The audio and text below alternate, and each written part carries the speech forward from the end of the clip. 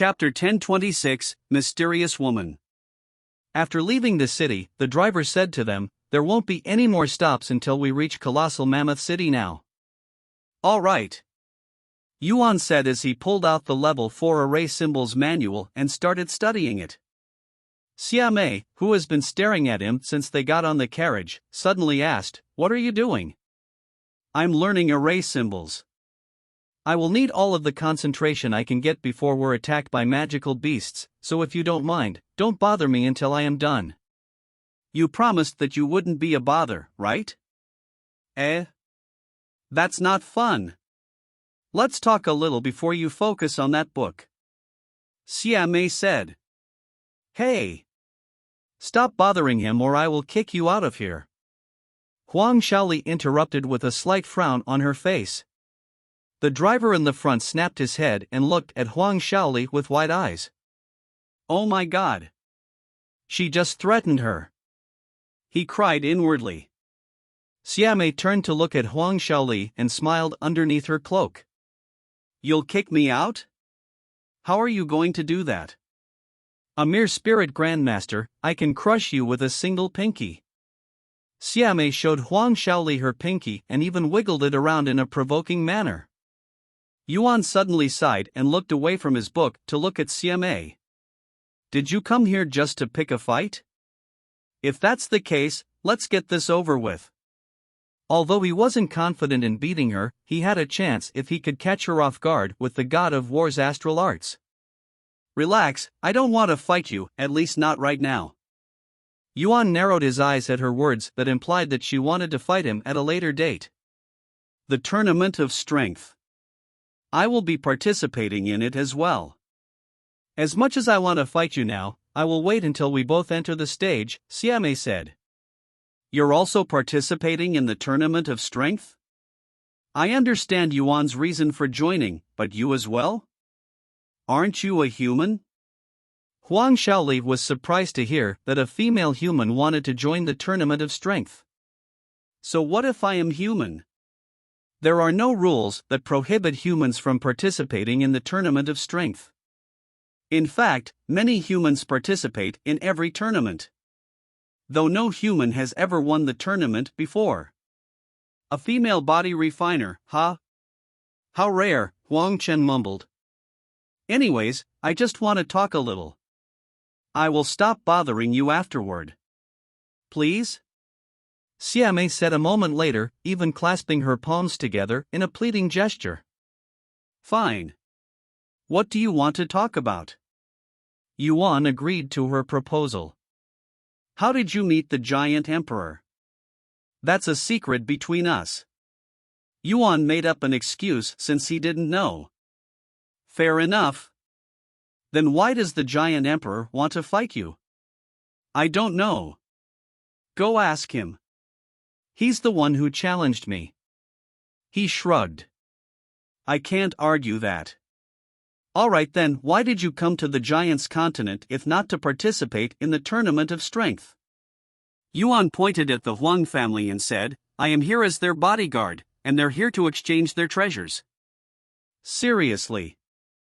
That's why you're here?" Siamei mumbled in a dazed voice, seemingly in disbelief. After asking Yuan several more questions, Siamei finally stopped bothering him. However, it didn't take long before he was distracted again.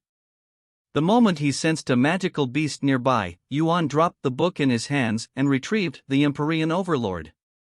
His movements were incredibly fluid and without any hesitation, almost as though he's done this 1,000 times before. Vanishing Ghost's Soundless Blade. Yuan's arms flickered and disappeared for a split second, and in a speed that nobody there but Siamei could see, he sliced the magical beast over a dozen times, separating its body into many pieces. "Not bad." Siamei praised him after he returned to the carriage. "Thanks," Yuan casually said as he picked up his book and began reading again. An hour later, Yuan sensed another magical beast approaching their location. "I got this one," Siamei suddenly said, and she left the carriage before Yuan could even stand up. Yuan and the others watched as Siamei flew at the magical beast before giving it a single punch. Although the punch looked ordinary, there was actually an immense force behind it, and when the fist connected with the magical beast, it blew a massive hole in the magical beast body.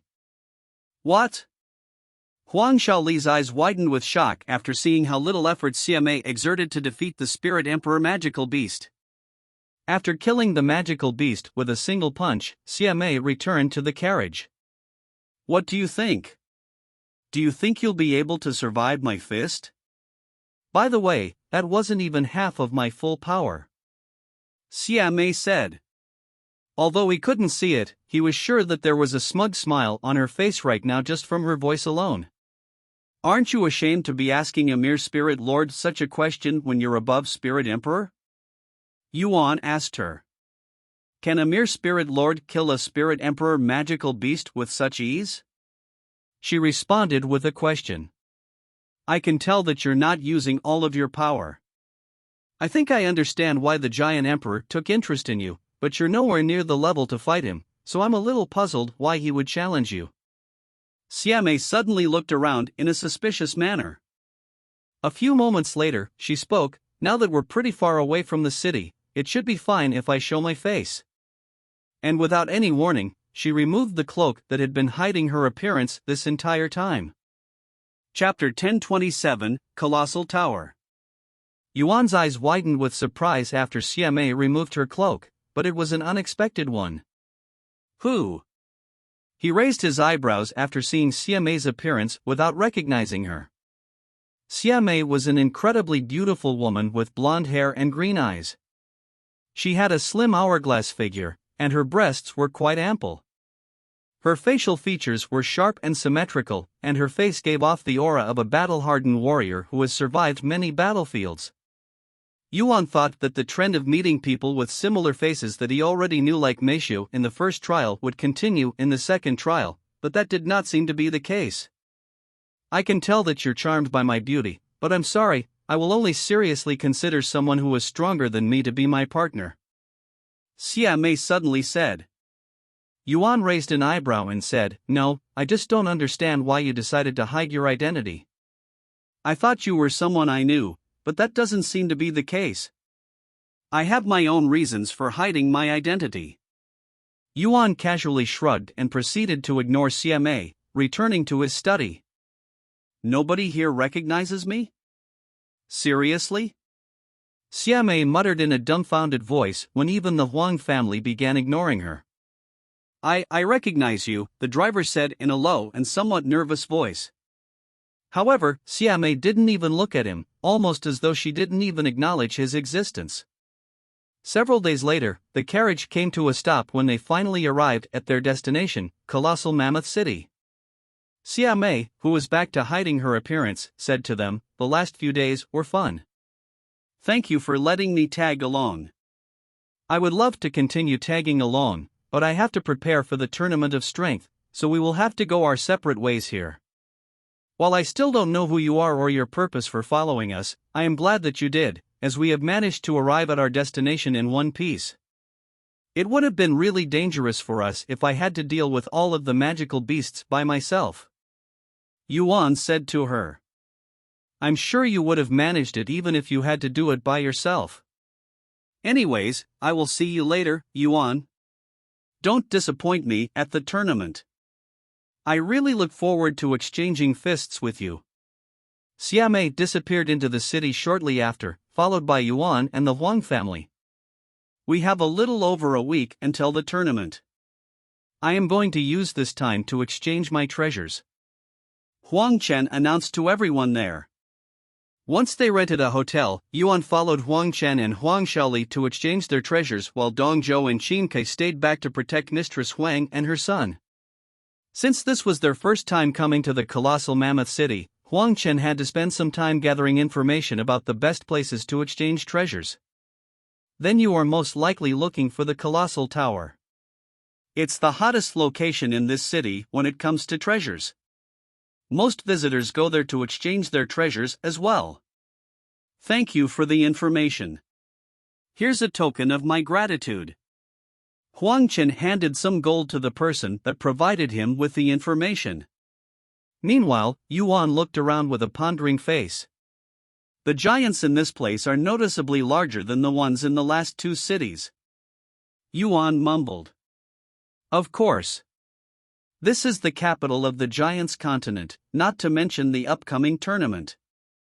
All of the strongest giants in the continent will be gathered in this city. Huang Shaoli said. I am aware of that, but I didn't think there would be such a vast difference. Just wait until the tournament. You'll be like an ant compared to most of them. Sometime later, they arrived at the colossal tower, and just as its name suggests, the place was enormous, and it was one of the biggest buildings Yuan had ever seen in his life. The building was so tall that he couldn't see the top even with his head tilted all the way back. I can't imagine how much effort and resources the giants had to spend to build this magnificent tower. I have always wanted to see it after hearing about it during my first time on this continent.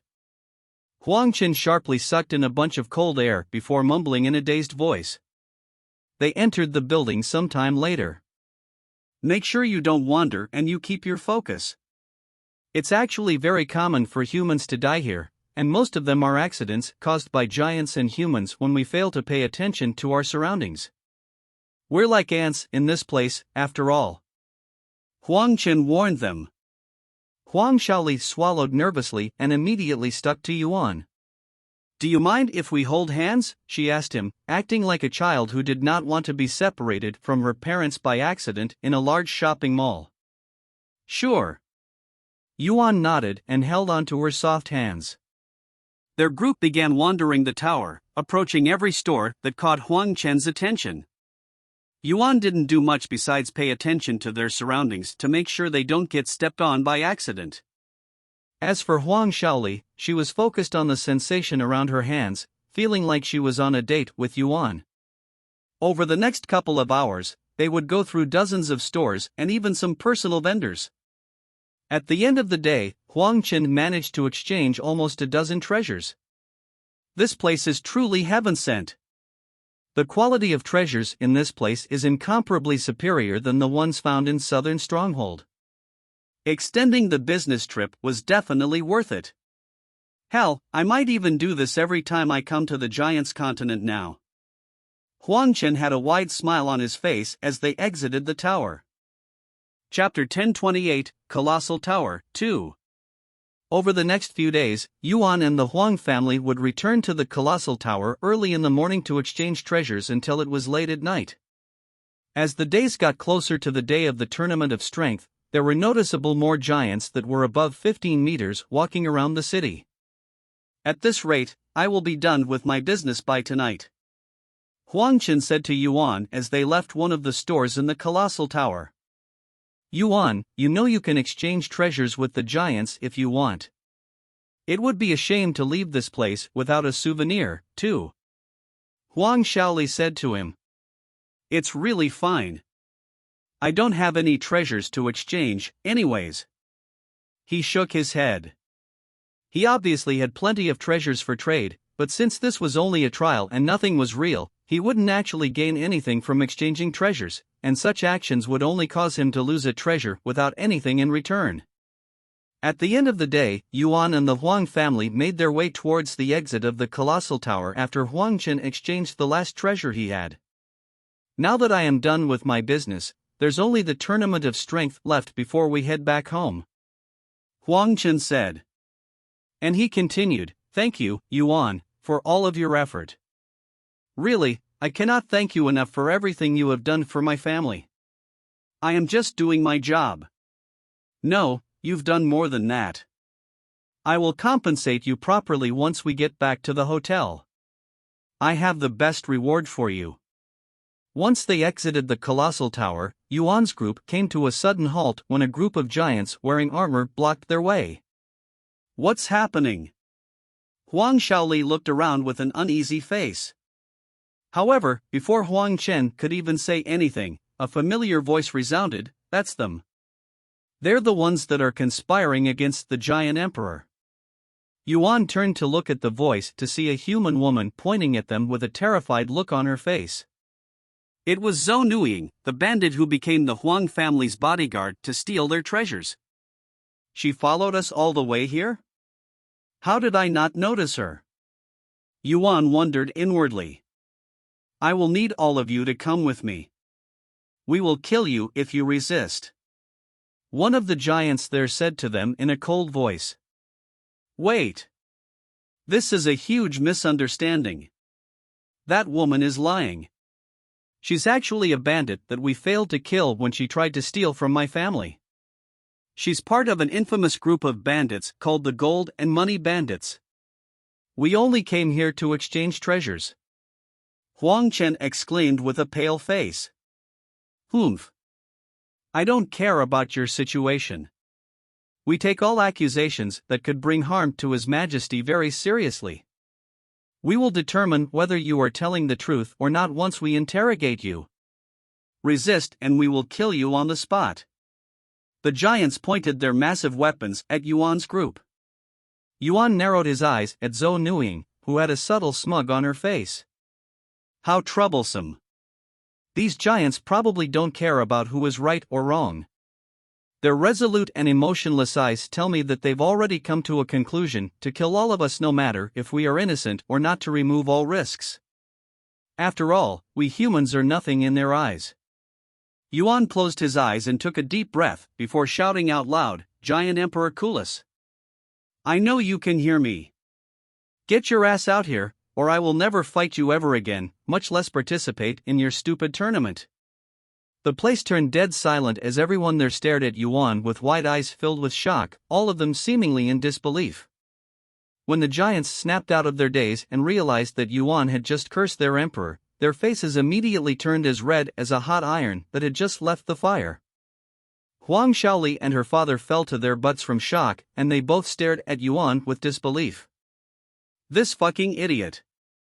He just sealed his fate. Zhou Nuiying laughed inwardly. Blasphemy. How dare you curse at our emperor? A mere human. Even if the heavens forgive you, we giants will never forgive you. The giants there roared, causing the entire city to shake. Die. The giant leading the armored giants suddenly swung his halberd at Yuan, causing the air there to tremble. Halt! A calm yet loud voice suddenly rumbled. When the giant heard this familiar voice, his entire body immediately froze. Everyone there turned to look at the direction of the voice to see a bulky man that was around 15 meters tall slowly approaching them. This man had short golden hair and a pair of emerald eyes. Yuan didn't recognize this man at first glance, but the giants there immediately recognized him even though he was much smaller than usual. All of the giants in that area suddenly knelt on the ground and kowtowed to him while screaming, "This loyal subject pays respects to His Majesty." Giant Emperor Kulis, who was suddenly much smaller compared to their last meeting, nodded and spoke, "Stand back. That man is an acquaintance."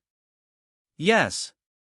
The giants did not question him and all stepped back, giving them room.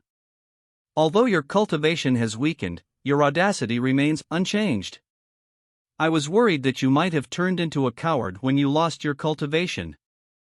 I'm relieved to see that was not the case.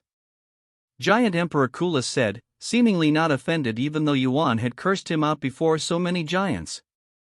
How did you know that I had been watching you? He then asked. Yuan smiled and said, You can try to hide your aura all you want, but you can't hide the killing intent within your gaze no matter how hard you try. I noticed you even before I entered this city a week ago. Ha ha ha. Giant Emperor Kulis suddenly laughed out loud. Chapter 1029, Perfect Tempering Ginseng. Don't misunderstand, Tian Yang. When I emit killing intent, it's not because I want to kill you. I only do it when I really want to fight someone, and I really want to fight you right now, but alas, you're not ready yet. Giant Emperor Kulis said after he stopped laughing. Anyways, what is going on here? What is the cause of this commotion? You better have a good explanation on why you summoned me. It's really simple, Yuan proceeded to explain the whole situation to Giant Emperor Kulis. I see. Conspiring against me, huh? Well, are you? Giant Emperor Kulis asked Yuan with a calm expression on his face. What do you think? Yuan responded with a question of his own. A wide grin suddenly appeared on Giant Emperor Kula's face. You're many things, but you're definitely not a backstabber. He turned to look at Zhou Nuiying, who was on the verge of pissing herself right now from fear. She could have never imagined that Yuan would be buddies with Giant Emperor Kulis himself. The gold and money bandits, huh? I have never heard of you losers, but you must be a bold bunch to dare to try and trick my guards. Giant Emperor Kulis sneered in disgust. Guards. Public execution. When Zhou Nuiying heard Giant Emperor Kulis' words, her face immediately paled. Wait. He's lying to you. I am not a bandit. I am really telling the truth. They're secretly plotting to harm you, Your Majesty. How dare you, a mere human, try to trick us? Die, you bitch. One of the guards there suddenly shoved his spear at Zhou Nuiying, piercing her stomach. And before Zhou Nuiying could even react, another guard also moved into action, penetrating her shoulder. Then another spear came flying at her. Within seconds, 7 spears skewered Zhou Nuiying's body without mercy. Die. The head guard swung his halberd, decapitating Zhou Nuiying the following second. Yuan and the others there watched as Zhou Nuiying's head rolled on the floor like a ball. Nobody there uttered a single word for the next few moments. Giant Emperor Kulis was the first to speak again, and his voice boomed throughout the city. Heed my words. This young man here is my lifelong rival, Tian Yang. Nobody is allowed to touch him before the tournament of strength. Yes, Your Majesty. The giants there had many questions, but nobody there dared to ask these questions. Giant Emperor Kulis' words were the law. The moment he announces it, they lost all chances to dispute or question it. I look forward to your performance at the Tournament of Strength, Tian Yang. Don't disappoint me. Giant Emperor Kulis said to Yuan before turning around and walking away. Yuan returned to the hotel with the Huang family shortly after. You almost scared me to death back there, Yuan. Huang Shali confronted him with a puffed face, trying to look angry. Sorry, but I didn't have any time to explain. Fortunately, it all worked out in the end. That could have been the end of all of us, after all. Huang Chen could finally take a breather. Sometime later, Huang Chen stood up and approached Yuan. Yuan, this is for you. He retrieved a small wooden box and offered it to Yuan, who raised an eyebrow. What is this? He asked as he accepted it. Open it and see for yourself. Does this mean it's the end of the trial? Yuan wondered to himself as he opened the wooden box. However, it was not a golden orb inside the wooden box. Instead, it was red ginseng that was the size of an adult's finger and shaped like a human body. What is this? Yuan asked again since he didn't recognize the treasure. That's a perfect tempering ginseng. Huang Chen said with a smile on his face. Is that the perfect tempering ginseng? Inside the spectators' room, Feng Yuxiang exclaimed in a shocked voice after seeing the treasure. What kind of treasure is that? Xu Liuxiang asked with a curious look on her face. Perfect tempering ginseng. It's a priceless treasure that was only available during the primordial era. In other words, they are no longer available, at least they shouldn't be. What are the effects of this perfect tempering ginseng? Does it have anything to do with one's physique? Li Jinsi asked. She nodded. The perfect tempering ginseng will fix all imperfection within one's body and then refine it. It is a priceless treasure that will improve one's physique multiple times and is a legend that many body refiners spend their whole life chasing after even to this day. Even if it's indeed this perfect tempering ginseng, does it really matter? I mean, we're still inside the stairway to heaven, so it's just an illusion. Meishio suddenly said. Yes. You're right. We're still inside the stairway to heaven. I guess I got a little excited after seeing a legendary treasure. It's truly unfortunate. Feng Yuxiang sighed. Meanwhile, Huang Chen just finished explaining the perfect tempering ginseng to Yuan. Since you're going to participate in the tournament of strength, this perfect tempering ginseng will benefit you greatly. Thank you, Yuan said with a smile on his face. What a pity. If only this treasure was real. He sighed inwardly. There's still a few days until the tournament. Go ahead and take this time to absorb the perfect tempering ginseng. Huang Chen then said to him. All right. Yuan nodded. Good luck. Huang Shaoli and the others said to him before he locked himself inside another room. Yuan looked at the perfect tempering ginseng in his grasp with a pondering look on his face. Ah, what the hell? There's no harm in trying it. Although this is just a simulation, all of the food that I ate had a taste to it, and this is probably no different. And without thinking any further, he tossed the perfect tempering ginseng inside his mouth and started chewing on it. Ugh! It's so bitter. Yuan's body shivered after tasting it. Once the bitterness disappeared, his body suddenly began heating up, and within moments, his body started steaming with smoke coming out of his pores. This shocked Yuan, who did not expect anything to happen after eating the perfect tempering ginseng. I need to cultivate. He tossed aside all questions in his mind and immediately sat down to cultivate. Chapter 1030, Perfect Physique. What's happening to Yuan? Why is his body steaming? His skin is also red, almost like his blood is boiling. Chu Liuxiang exclaimed after seeing the sudden changes to Yuan's body. Don't tell me that it was caused by the perfect tempering ginseng? I thought treasures acquired inside the stairway to heaven won't affect one's body for real, Lan Ying muttered in a dazed voice. I have also never heard of this before. Just what is happening to the young master? Feng Yuxiang had a profound frown on her face as she thought about the implications from the situation. Meanwhile, steam continued to gush out of Yuan's pores like boiling water in a kettle, quickly filling the room and turning it into a sauna. Although nobody there could see it, significant changes were benign made inside Yuan's body. His muscles moved around as though they were alive, and his bones altered their own shape, becoming bigger and more sturdy. His blood rushed throughout his body, feeling adrenaline like never before. The perfect tempering ginseng was not only altering his body and fixing all of its imperfection, but it was also strengthening his bones and muscles at the same time. One would expect intense pain from the changes happening inside Yuan's body, but besides feeling a little hot, he felt not even the slightest of unpleasant feelings. Suddenly, the golden symbols that had embedded itself inside Yuan's body began emanating a profound light that made his body seem as though it was being protected by a layer of divine aura.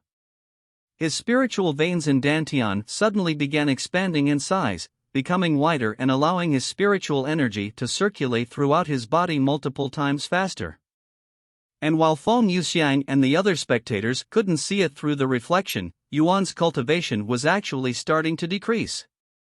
His peak spirit lord cultivation quickly lowered to the first level, but it did not stop there and continued until it reached the first level of spirit grandmaster. Several more moments later, his cultivation went down to Spirit Master, and it would not stop until his cultivation reached the first level of Spirit Apprentice. However, despite his cultivation lowering, Yuan's aura did not weaken at all. In fact, it even skyrocketed, becoming many times stronger than before. Over the next several days, Yuan would sit in the steamy room without moving a single finger, almost as though he'd turned into a statue. The Huang family didn't dare to disturb him even though it was getting close to the tournament.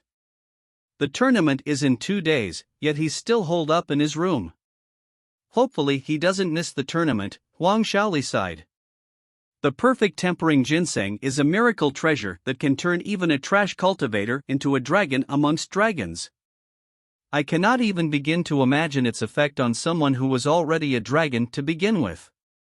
Huang Chen shook his head. I guess we'll find out when he.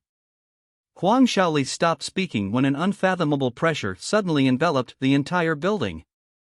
Who is emitting this pressure? Everyone in the hotel was shocked by the pressure that came out of the blue. The pressure was so powerful that it made it hard for everyone in the hotel to breathe properly. Fortunately, this pressure disappeared as quickly as it appeared. However, even though it was just slightly, everyone that had a taste of this pressure would not stop trembling in fear. Meanwhile, inside his now clear room, Yuan slowly opened his eyes, which glimmered with dominance.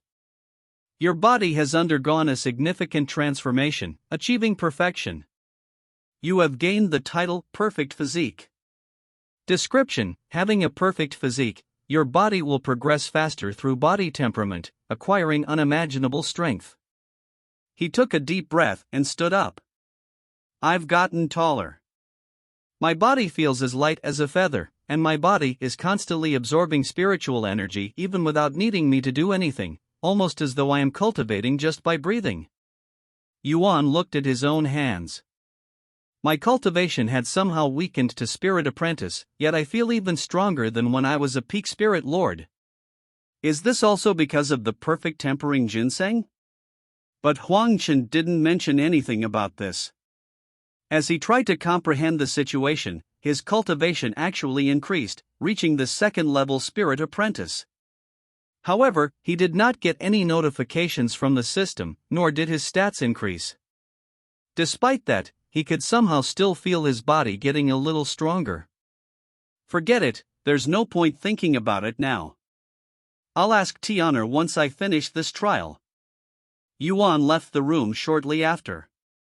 Why Yuan? Is that really you? Huang Shaoli's eyes widened with shock when she saw Yuan. His appearance had changed so much that everybody there instantly recognized it the moment they saw him. Not only did Yuan get taller, but his face was also much more refined and handsome, not to mention his body, which looked flawless even underneath his clothes. Heavens! You're almost like a different person, Huang Chen mumbled in a dazed voice after seeing Yuan. Huang Shaoli approached Yuan until she was standing right in front of him. Why, you grew half a head in just a few days? Is this the effects of the perfect tempering ginseng? She exclaimed. After swallowing nervously, she asked in a trembling voice, do you mind if I touch your body for a bit? Yuan smiled, go ahead. Huang Shaoli didn't hesitate and started squeezing his arms and legs with her hands. Wow! What perfect muscles! They feel soft yet firm at the same time. How is this possible? She cried inwardly as she squeezed his muscles as though she was kneading dough. Looks like the perfect tempering ginseng worked like a charm on you. Huang Chen smiled. Yes, and it's all thanks to you. Yuan bowed to him. Don't even mention it. Huang Chen shook his head. Huang Shaoli suddenly exclaimed, wait. What happened to your cultivation? Why are you suddenly a Spirit Apprentice? What? Huang Chen's eyes widened with shock after hearing her words. He narrowed his eyes at Yuan, and sure enough, his cultivation was only at the third-level Spirit Apprentice. However, before he could even say anything, Yuan's cultivation suddenly increased to the fourth level right before his eyes. Chapter 1031, Perfect Physique, 2. Oh, yeah. I'm not sure what happened, but my cultivation was reduced to Spirit Apprentice after consuming the perfect tempering ginseng. Yuan casually said, leaving them speechless. How can you be so calm about this? You just went from being a peak Spirit Lord to a Spirit Apprentice. And the tournament is in 2 days. Even if you have a perfect physique, you won't be able to do anything in the tournament. Huang Shaoli exclaimed. The perfect tempering ginseng reduced your cultivation? That's impossible. The treasure has no such side effects. Huang Chen exclaimed in a panicked manner. After all, he would be responsible for Yuan's lost cultivation since he was the one who handed Yuan the perfect tempering ginseng. Calm down. Although it's true that my cultivation is gone, my body feels a lot stronger than when I was a Spirit Lord. If you don't believe me, you can try hitting me. As for my spiritual energy, it won't take much effort for me to return to my original cultivation base. Yuan explained to them. Are you for real? You feel stronger even though your cultivation was reduced to such a state? What kind of phenomenon is this?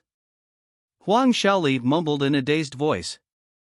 He nodded. Go ahead. Hit me with your strongest attack. I will even remove my armor. Yuan removed his invisible dragon cloak and gestured for Huang Xiaoli to hit him. However, Huang Xiaoli was hesitant to strike a spirit apprentice with her cultivation. Don't worry, I will be fine. Yuan showed her a confident smile. She suddenly recalled how Yuan was able to defeat a giant with his raw strength. Don't blame me if you die from this. Huang Xiaoli shouted at him before unleashing her strongest martial technique backed by her full cultivation base. Ha! Huang Xiaoli plunged her palms directly into Yuan's chest. Boom! The entire room shook for a brief moment from the impact, yet Yuan remained standing in the same spot without moving even a millimeter. No way, Huang Xiaoli muttered with a baffled look on her face.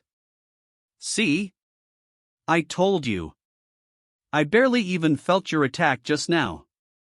Yuan said with a gentle smile on his face, treating Huang Xiaoli's attack as though it was a baby's playful punch.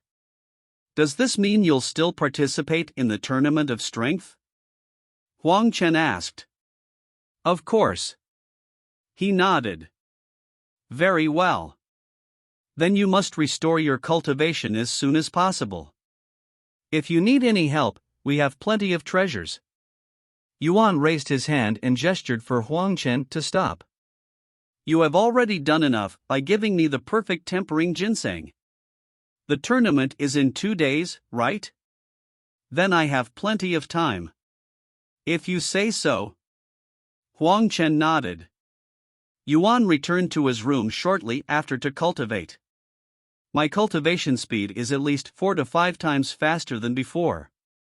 At this rate, I should barely return to being a spirit king right before the tournament. Thus, Yuan would spend the next 2 days cultivating non-stop. Meanwhile, in the spectators' room, Xu Liuxiang mumbled in a dazed voice after seeing Yuan's new appearance. My God! I didn't think it would be possible for Yuan to become even more handsome than he already is, but he's exceeded my expectations. Meisho didn't say anything, but her gaze when looking at Yuan was akin to a young maiden who was falling in love for the first time. Li Jinsi swallowed nervously after seeing Yuan's new physique. In her eyes, that was the most attractive part of him, and she couldn't help but imagine how it looked underneath his clothes, causing her mouth to become watery. As expected of a legendary treasure. Only the perfect tempering ginseng could possibly create such a miracle, Feng Yuxiang sighed, feeling a little dejected that she couldn't get a closer look at the treasure. Hey, Meisho, do you think this treasure will affect Yuan's real body? Xu Liuxiang asked Meisho in a low voice. I don't know. But considering how powerful the treasure is, I wouldn't be surprised if it does. I'm going to check his body. Be right back. Xu Liuxiang logged off cultivation online before Meisho could even respond. After removing her helmet, Xu Liuxiang turned to look at Yuan, who was sleeping right beside her. He doesn't seem any different. Maybe it takes some time before the treasure affects his real body? Xu Liuxiang returned to the spectators' room shortly after. Nothing yet, but I won't lose hope just yet. Xu Liuxiang said to Meisho. 2 days later, Yuan stopped cultivating and opened his eyes. Peak Spirit Grandmaster, huh? I am on the verge of breaking through to Spirit Lord, so I might have a breakthrough during the tournament. Yuan thought to himself after inspecting his own body. He left the room to meet up with the Huang family afterward. We're all ready to go. What about you, Yuan? Huang Chen asked him.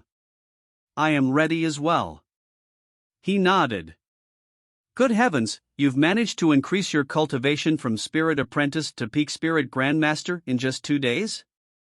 Just how monstrous are your talents? Huang Xiaoli was baffled when she saw his cultivation. Yuan and the Huang family left the hotel and started making their way to the location of the tournament. Although they didn't know where to go, they only needed to follow everyone else in the street, as they were all going the same direction. After walking for almost 2 hours, they would eventually arrive at a massive square where a single colossal stage existed in the center. However, there were so many giants in the square that all of the humans there had to fly if they wanted to see anything. Not far away from the stage, there was a large platform supporting a colossal throne, where a handsome giant with golden hair sat. Of course, this man was Giant Emperor Kulis, and he had a bored expression on his face. However, that changed when he noticed Yuan's presence somewhere in the crowd, and a wide smile appeared on Giant Emperor Kulis' face. Show me a grand performance, Tian Yang. Chapter 1032, Ancestral Tablet. While Yuan waited with the Huang family for the Tournament of Strength to begin, countless players in the spirit heaven were busy looking for the treasures that Yuan had hidden for his event.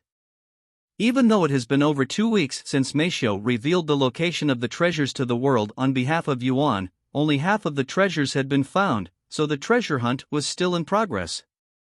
In fact, the players' excitement and passion only grew stronger with every passing day. However, because of this seemingly innocent treasure hunt, thousands of players have died to other players because whenever a treasure is found, there would be a massive war to acquire it. Although it was never Yuan's intention to cause such chaos, what's done has already been done, and nobody blamed him for the chaos. Bastards! I found this treasure first. Get your hands off me! Nonsense! It doesn't matter who finds it first. The last person to hold it will be the rightful owner. The residents of Spirit Heaven were dumbfounded by the commotion caused by the players. In their eyes, most players were rouge cultivators, and it was not normal for so many rouge cultivators to gather in one spot, so they couldn't help but keep watch of the situation. When the residents of Spirit Heaven realized that the players were looking for treasures, they also joined in on the fun. Even though Yuan was no longer in Spirit Heaven, he was still causing mayhem there. Meanwhile, Chairman Li was laughing his ass off as he watched the chaos from a safe distance. Since Yuan had given him special treatment for his help, he didn't need to fight for any treasures. I am truly thankful to Chairman Zhao for his foolishness. If he didn't offend Yuan, I wouldn't have taken his place and became friends with Yuan. Chairman Li laughed out loud. Of course, Chairman Zhao was not the only one who had received special treatment. White Lotus, Xiaojingyi, and Yuro also received their own divine-grade treasures. About 10 minutes after Yuan arrived at the square with the Huang family, Giant Emperor Kulis stood up from his throne and swept the crowd with his profound gaze. The noise in the square immediately died down, and everyone there turned to focus on Giant Emperor Kulis. Welcome to the Tournament of Strength, where the strongest warriors in the Giants' continent are born. In the Tournament of Strength, only one thing matters: your physique and raw prowess. Giant Emperor Kulis' voice rippled throughout the whole city. There are only 3 rules in the tournament.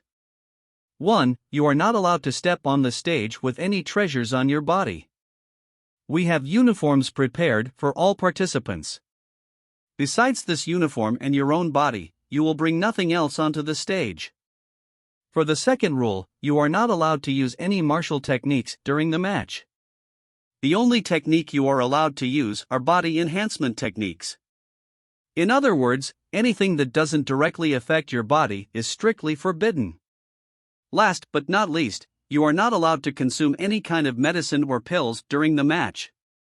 Before the match begins, you are required to consume a body cleansing pill, which will remove anything unnatural affecting your body, so any pills or treasures that you have consumed beforehand will be rendered useless. If you dare to disobey these rules and cheat before my presence, I will personally rip your head off your body. Did I make myself clear? Giant Emperor Kulis narrowed his eyes at them. Yes, Your Majesty. Everyone responded in a clear voice. Now then. As for the qualifications to participate in the tournament, I don't care if you're a human or a giant. If you can create even the slightest crack on this ancestral tablet, I will allow you to participate in the tournament for a chance to acquire the title of Colossal. The next moment, Yuan watched as 2 massive giants wearing golden armor carried a large black boulder onto the stage. Even though the boulder itself was smaller than either one of these giants, it required two of them to carry it. The ancestral tablet is made out of the most durable material that can be found in this continent, and it has a special property that gives them extreme resistance against spiritual energy, essentially making them invulnerable to all spiritual attacks. However, that doesn't make them vulnerable to physical damage. Not only are they durable against spiritual energy, they are also incredibly durable against physical damage. In order to participate in the tournament, you must strike the ancestral tablet with nothing but your fist and make a crack in it. Simple, right? Everybody there was left speechless by Giant Emperor Kulis' last words. Even though the task sounded simple, it was actually an incredibly difficult requirement that will eliminate the majority of people there today. I have one more announcement before we begin the qualifiers. Giant Emperor Kulis suddenly said. And he continued, the winner of this year's tournament will not only receive the title of Colossal and a mythic rank body refinement technique, he will also earn the right to take my youngest daughter as their bride. What? Several people there exclaimed in a shocked voice after hearing such words. Giant Emperor Kulis has a daughter? Yuan raised an eyebrow. In the midst of the commotion, a figure suddenly appeared on the stage. This person was an unbelievably beautiful woman with long golden hair and a pair of emerald eyes, but she did not have the physique of a giant. Yuan's eyes widened when he saw this woman on the stage. That's CMA. She was the giant emperor's daughter all along? Huang Shaoli exclaimed beside him. Indeed, this woman turned out to be CMA, who had accompanied them to this city. Greetings, warriors. Just as my father said, I will consider marrying the person who will bear the title Colossal for the next 100 years. CMA spoke in a gentle voice as she swept the crowd with her gaze, stopping when her gaze met Yuan's. When that happened, a bright smile appeared on her face. This woman, Yuan shook his head inwardly, wondering why he didn't realize her true identity sooner when she had the same features as her father. Chapter 1033, Ancestral Tablet 2. Good heavens, the winner of the tournament will have a chance to marry Princess Maya? This means that the winner will not only become the next Colossal, but he will also join the royal family. This is a once-in-a-lifetime chance. The giants there were extremely excited. Princess Maya? Is that her real name? Huang Shaoli mumbled in a pondering voice. Forget about her name. I am more interested in her figure. Yuan suddenly said. Her figure? So you like women with that kind of body, huh? Huang Shaoli said as she stared at Maya's hourglass body. Huh? Yuan raised his eyebrows. No, that's not what I am talking about. I'm wondering why her physique resembles that of a human when her father is that massive. I heard that female giants naturally have a smaller frame than male giants. Furthermore, I doubt that's her real size. The royal family has a body refining technique that can alter their body size. Huang Chen explained. I see. That's why Giant Emperor Kulis shrunk in size when I saw him again. Sometime later, those who wanted to participate in the tournament started testing their strength against the ancestral tablet. Ha! A 21-meter-tall giant stood before the ancestral tablet and punched it with all of his might, causing the entire thing to tremble. However, that was all. The strike was strong enough to make the ancestral tablet tremble, but it wasn't strong enough to cause any damage to it. Impossible, the giant muttered in a dazed voice as he stared at the spot he just punched, seemingly in disbelief. Get out of the way, you weakling! The giant behind him suddenly pushed him aside and punched the ancestral tablet as well. Dong! The ancestral tablet shook violently. The giant removed his fist from the rock with a confident smile on his face, but when he couldn't see any cracks on the ancestral tablet, his complexion paled. Ha ha ha! Don't open your mouth if you have no strength to back it up. Get out of my way. One by one, both giants and humans would take their chances at the ancestral tablet. However, even after going through hundreds of participants, not a single person has managed to damage the ancestral tablet.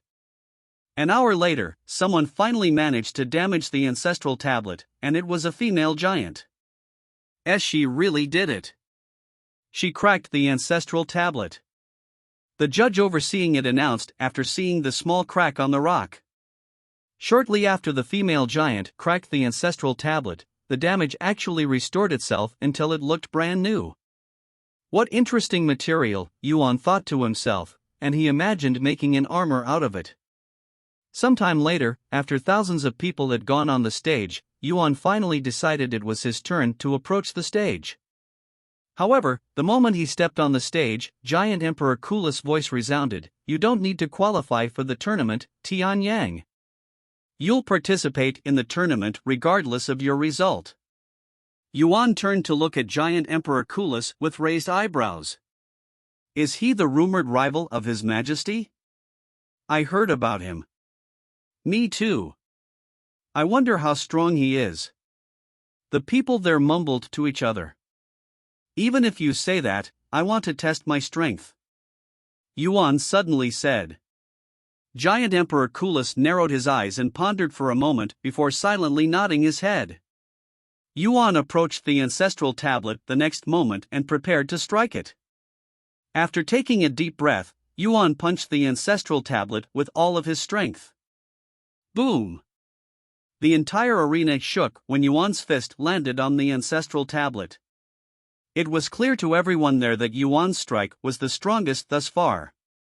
However, when Yuan removed his fist from the ancestral tablet, everyone was shocked to see not even the slightest crack on it. Giant Emperor Kulis narrowed his eyes at the ancestral tablet. Not bad, a smile appeared on his face for some reason. Yuan stared at the rock with a pondering face, and without saying anything, he turned around and walked off the stage.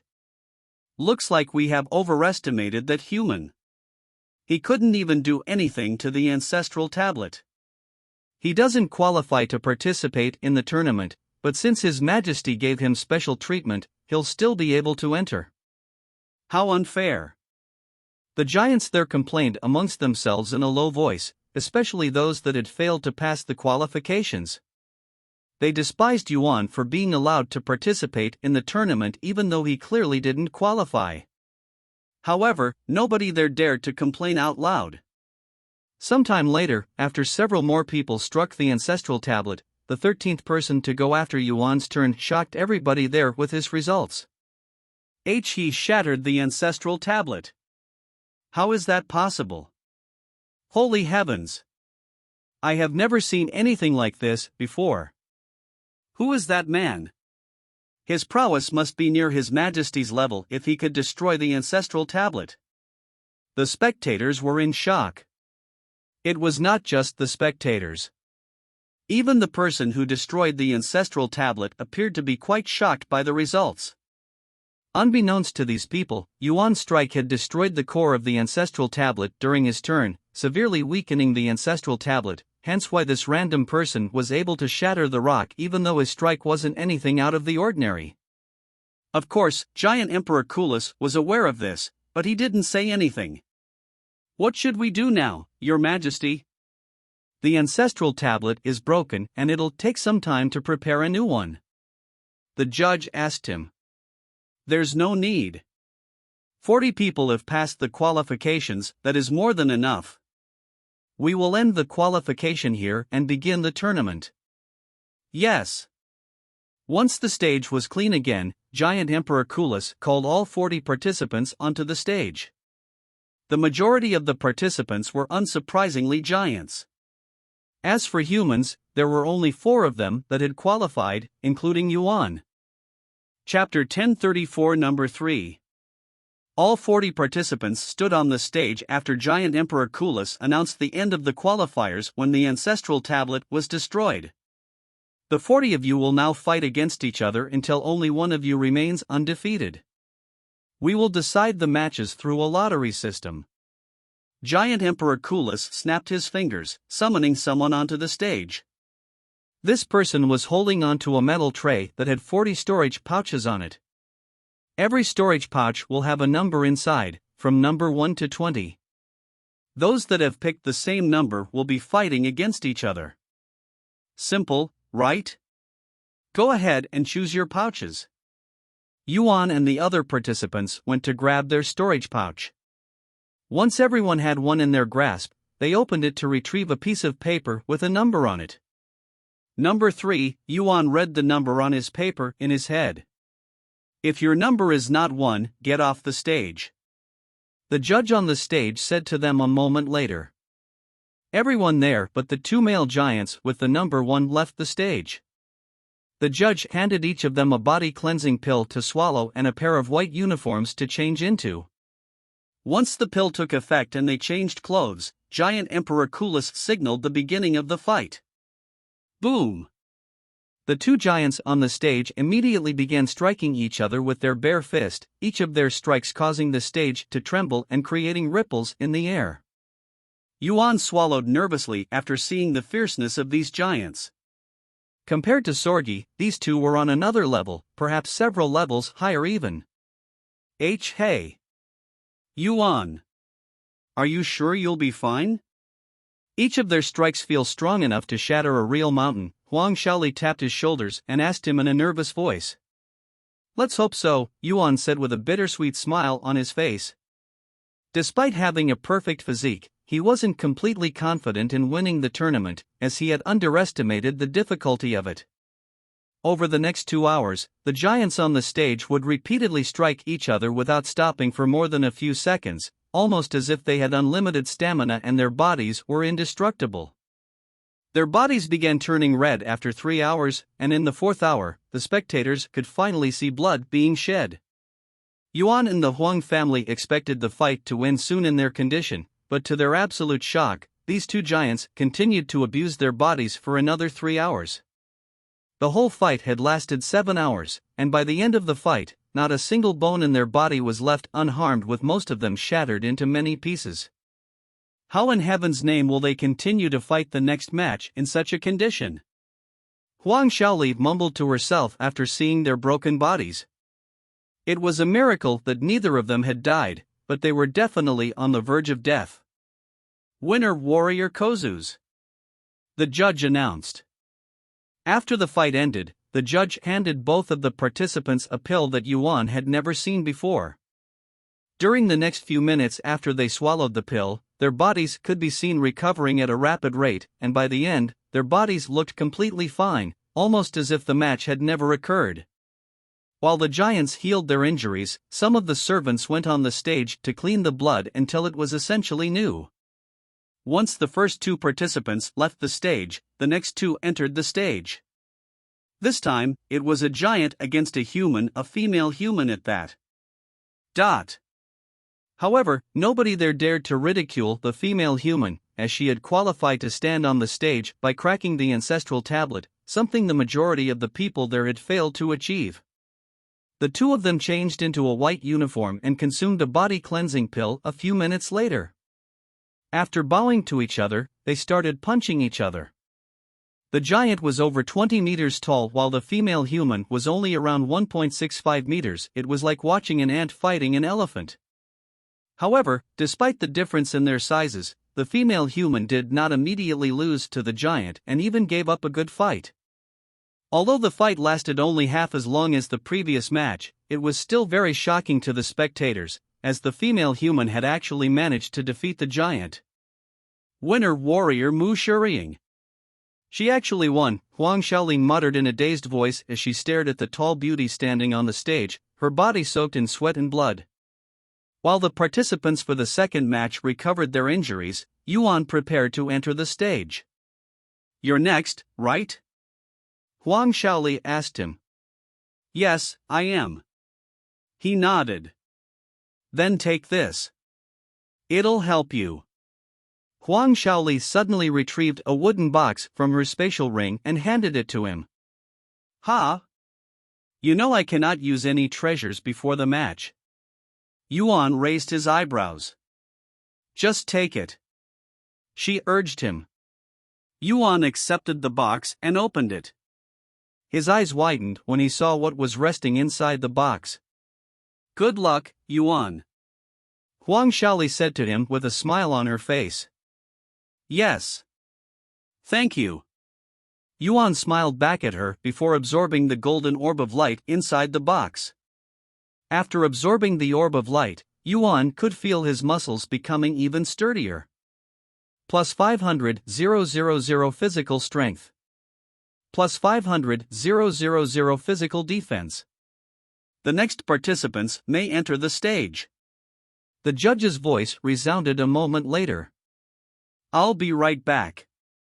Yuan said to the Huang family before approaching the massive platform, and he could feel the gaze of everyone there staring at him. The moment he stepped onto the stage, the scenery began to change, and Yuan found himself back at the stairway to heaven a few seconds later. What a place to stop the trial, he sighed out loud. Chapter 1035 Coolus. Congratulations on passing the second trial, Master. Tian'er appeared before him shortly after he returned to the stairway to heaven. Yuan turned to look at her with a serious expression on his face. Tian'er, I have some questions for you before I continue the trial. Why did the perfect tempering ginseng affect my body even though that shouldn't be possible? Tian'er tilted her head and spoke in a calm voice. Why shouldn't it be possible? I mean, I get that I can learn techniques while inside the stairway to heaven, but the treasures affecting my actual body doesn't make any sense.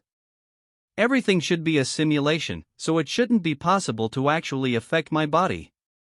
A profound smile appeared on Tian'er's small face as she spoke. While it's true that the trials are all simulations created by the stairway to heaven, the treasures are actually real. The stairway to heaven is more than it appears. It's not only a bridge that connects the 9 heavens, it's also a vault full of treasures stored by the previous masters. Yuan's body trembled in shock after hearing Tian'er's words. The stairway to heaven is a treasure vault, he muttered in a dazed voice. That's right. However, only the master has access to these treasures, hence why nobody is aware of it. Tian'er continued. Yuan fell to his knees after learning the truth and coming to a realization.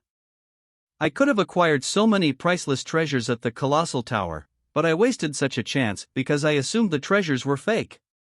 What a blunder, he cried inwardly. Wait. Even if I didn't acquire the treasures during the trial, the treasure should still exist somewhere in the stairway to heaven, right? Yuan suddenly asked Tian'er. She nodded and said, if you wish to have access to the vault, you'll need to continue climbing the stairway to heaven, as this place is also a training device for you. I understand. Thank you for the explanation. Yuan climbed the staircase shortly after, ascending to the third trial. This appears to be your final trial, Master. Tian'er said to him. Is this going to be a continuation of the previous trial? Or is it going to be something entirely different? Yuan closed his eyes and wondered to himself as the scenery began to change. When he opened his eyes, he found himself standing on a platform. However, the platform looked different than the last one he saw. It was much smaller, and he couldn't see any giants around him. Yuan quickly noticed a figure standing in front of him.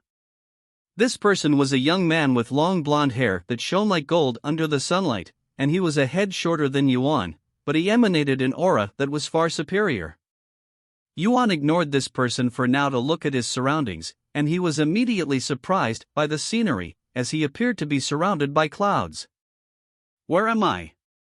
What kind of trial is this? Yuan wondered to himself. Ding! You have started your third trial in the stairway to heaven. Defeat Coolus. Defeat Coolus 3 times for a special reward. Coolus? Yuan raised an eyebrow upon seeing this familiar name. After realizing the situation, he turned to look at the young man standing not far away from him. Giant Emperor Coolus? Yuan didn't recognize him immediately because he looked much younger than the giant Emperor Coolus from the previous trial, not to mention his size. Who the hell are you calling the giant emperor? Stop daydreaming and fight me already, Tianyang! Coolus shouted while pointing his fingers at Yuan. Yuan's eyes widened with shock. What is going on? Why does he look human? I thought Giant Emperor Kulis was born a giant. Is this the stairway to heaven messing with me, or is there something I am missing here? Kulis spoke again, remember. No weapons or treasures. This is how a real man should fight, with their bare hands. He showed Yuan his fists and his arms that were bulging with muscle and veins. Yuan tossed aside all his questions temporarily and held his fists in front of him. Here I come. Kulis suddenly dashed towards him. Whoosh! Kulis swung his fist at Yuan at lightning speed. What? The speed of Kulis' strike was so fast that Yuan could only see a blurred arm for a split second before feeling intense pain in his body, as Kulis' fist had struck him directly in his body. When Kulis struck Yuan's body, it felt like someone had shot a cannonball at him. If it wasn't for his perfect physique and enhanced body, Kulis' strike would have made a hole in his body. After being struck, Yuan immediately retreated to gain some distance. Shit! It hurts. Yuan nearly fell to his knees from the pain. What's wrong, Tian Yang? You don't look so good. I have been waiting for this moment, the day that I will finally defeat you. Ah ha ha. Kulis laughed out loud. Yuan showed a bittersweet smile. Even with the perfect physique, this trial won't be easy. Here I come again. Kulis warned him before rushing at him again. I can't react to his strikes, so I can only endure them. Yuan activated the Golden Mountain body refinement and discarded all thoughts of avoiding, only focusing on attacking back. Whoosh! Yuan gritted his teeth and prepared for the strike. The moment Kulis' fist landed on his body, Yuan struck back with his own fist. Kulis' eyes widened with surprise after feeling the strength behind Yuan's strike. Not bad. Let's see how long you can last. Kulis shouted as he threw a second punch, then a third, and a fourth. Yuan would tank all of Kulis' strikes with his bare body before retaliating with his own attack, and over the next few hours, the two of them would continue exchanging blows in such a manner, almost as though they were participating in the tournament of strength. Chapter 1036 Kulis 2. A few hours have passed since Yuan and Kulis started battering each other relentlessly like crazy. Even though every strike was accompanied by intense pain, there was a smile on Yuan's face. The same goes for Kulis, who was smiling from ear to ear as their blood splattered all over the floor. I don't think I have the stomach to watch this. Chu Liuxiang turned away from the pond after seeing Yuan's bloodied body. Meishio was also having a hard time watching Yuan suffer such brutal abuse. However, Li Jinsi watched them with an intense gaze, almost as if she was completely absorbed in their fight. In fact, her gaze showed signs of envy.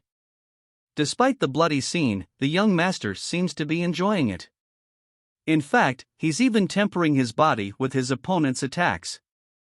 Feng Yuxiang said. Didn't he already achieve a perfect physique through the perfect tempering ginseng? Why does he still need to temper his body? Chu Liuxiang asked. Xiao Hua then spoke, just because Brother Yuan has a perfect physique doesn't mean he has an invincible body and no longer needs to train. Having a perfect physique just means that he has the ideal body for tempering his body, allowing him to progress faster than other body refiners. I see, Chu Liuxiang mumbled. The young master seems to be progressing at a rapid rate. In the beginning, his face would twist with pain every time he is struck, but his face barely moves now. He's not only gotten used to the pain, but his body is also strengthening to the point where his opponent's strikes are no longer as effective. It won't be long before the young master wins the fight. Feng Yuxiang explained further. Sure enough, after exchanging blows with each other for another hour, Kulis became the first to fall to his knees. You're a crazy bastard, Tian Yang. No matter how many times I punch you, you won't go down, and it even seems like you're getting stronger. How is that possible? Kulis muttered in an exhausted voice as he knelt on the ground. Who knows? Yuan responded with a similarly exhausted voice. Of course, The only reason he was still standing was due to his perfect regeneration that would heal all of his internal injuries and more within moments after Kulis inflicted them. Anyways, this is your win. Kulis then said. Let's have another match. Yuan immediately said afterward. Kulis looked at him with wide eyes. Nah. Forget it. I won't defeat you even if we fight 100 times. Yuan was a little taken aback by Kulis' refusal. If he refuses to fight me, I won't get the special reward. I need to think of something quick. After pondering for a moment, Yuan suddenly showed Kulis a mocking smile. You're giving up just because you lost once? What a coward. When did you lose your spine, Kulis? If you're this pathetic, don't ever come to me for another fight. Kulis' eyebrows suddenly twitched. What the fuck did you just call me? He glared at Yuan with intense killing intent. Yuan continued to smile, a coward because that's what you are. If you want to fight so badly, I will fight you and make you regret calling me a coward. However, give me 3 days. We will start our second match in 3 days. That's what I am talking about. Let's have 3 matches. If you can defeat me even once, I will consider it your win. Yuan said. Then I will see you in 3 days. Kulis stood up and limped to the small building that was located at the edge of the platform. Does he live here? Where is this place, anyway? Yuan wondered to himself. Once Kulis entered the building, Yuan sat down to cultivate. After recovering his injuries, he began walking around the edge of the place. It appears that we're somewhere in the sky, but what will happen if I try to leave this place? In order to satisfy his curiosity, Yuan flew off the edge of the platform and into the thick clouds. After flying straight for a few seconds, Yuan came out of the clouds and arrived at another platform. However, this platform looked exactly the same as the previous, not to mention the building in the distance and the blood on the floor. Yuan tried flying towards another direction, but he was still brought back to the same place. So I am limited to this place for this trial, huh? Besides the house that Kulis had entered, there was a small tree behind the building as well as a small pond that was filled with clear water. Yuan approached the tree and the pond. There was nothing out of the ordinary about the tree, but the pond was just deep enough to be used as a bath. Yuan narrowed his eyes on the water. Although the water looked ordinary at glance, he could sense a faint aura coming from it. After pondering for a moment, he placed a finger into the water. This water looks ordinary, but it actually contains an immense amount of spiritual energy. It's ideal for tempering one's body, too. Kulis probably gave me 3 days for a reason, this being the reason. After realizing that the water could be used to temper his body, Yuan quickly stripped naked before submerging his body inside the water that happened to fit his body perfectly, and he began tempering his body with it. Meanwhile, in the spectators' room, the ladies' gazes were fixated on Yuan's perfect body. It wasn't obvious with his clothes on, but his body really underwent some major changes after consuming the perfect tempering ginseng.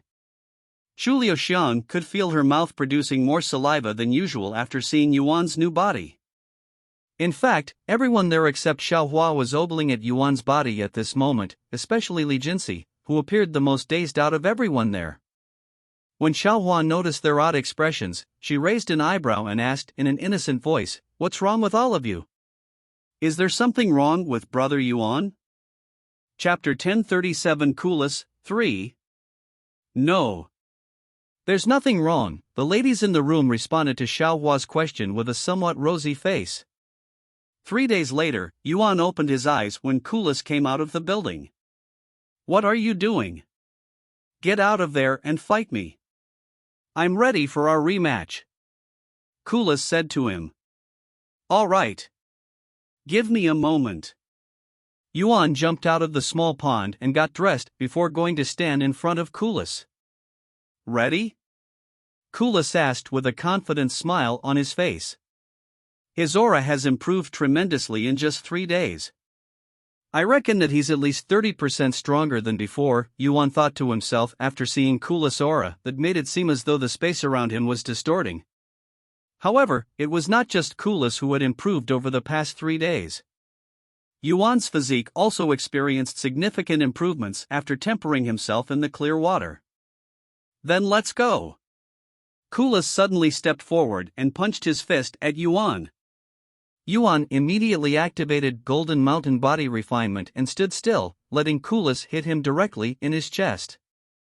A ripple swept the air after the impact, and Yuan could feel his muscles screaming in pain, but he endured it and retaliated with his own fist. The way they fought each other was the exact same as before. It was more of an endurance challenge than a proper fight, but neither of them complained. Kulis enjoyed fighting like this as it got his blood pumping with excitement. As for Yuan, he couldn't ask for a better training partner. His body would become steadier, more refined, and stronger with every strike, so he had no reason to complain. After 100 strikes, Kulis suddenly roared, and his body grew slightly larger. This is... Yuan's eyes widened with surprise after seeing Kulis' sudden transformation. A wide smile appeared on Kulis' face as he sent his fist flying at Yuan. Yuan, who had no intention of avoiding the strike, could feel an immense pressure coming from Kulis' fist. Ah! Yuan cried out in pain for the first time when his right arm was sent flying by Kulis' attack. Yuan! Young master! Brother Yuan! The ladies in the spectators' room exclaimed when they saw Yuan's entire arm fly off his shoulder after being struck by Kulis. Their faces turned pale, as they have never seen Yuan suffering such a grievous wound before except the time when he was in the mystic realm. Yuan jumped back to gain some distance from Kulis, who remained standing there with a smile on his face. He glanced at his severed arm that had fallen several meters away before turning to look at the injury on his body.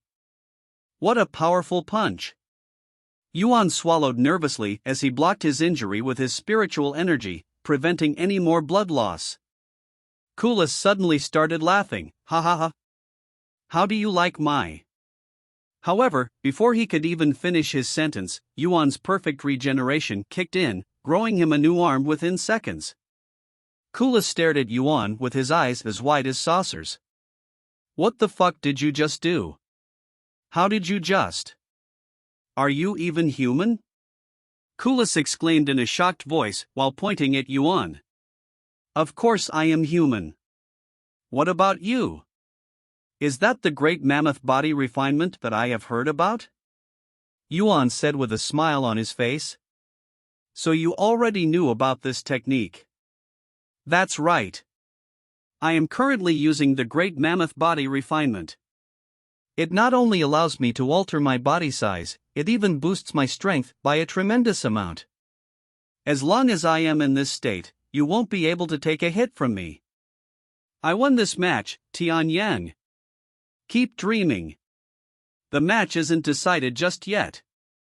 Yuan rushed at Kulis after fully recovering from his injury. After tanking Yuan's hit, Kulis swung back. However, to his surprise, Yuan didn't avoid his attack like he'd anticipated. In fact, Yuan did the complete opposite by blocking the attack with his own fist. Ack! Yuan gritted his teeth when he felt his muscles tearing apart and all of the bones in his arm shatter, and in the midst of Kulis' shock, Yuan used his other arm to strike back. Kulis retreated several steps afterward. Ha ha ha ha! As expected of my rival. You're full of surprises, Tianyang. Kulis laughed like a maniac as he rushed at Yuan again. Several hours later, Kulis knelt on the bloodied ground with a look of disbelief on his face. You're a freaking monster, Tianyang, he muttered in a low voice. I can say the same to you, Kulis.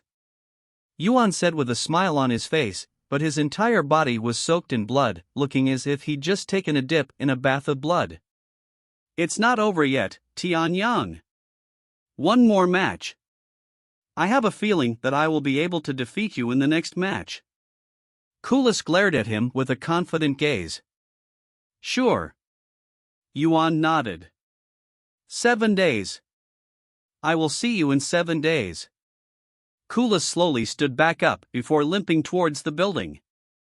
Once Kulis disappeared inside the building, Yuan immediately entered the pond and began cultivating.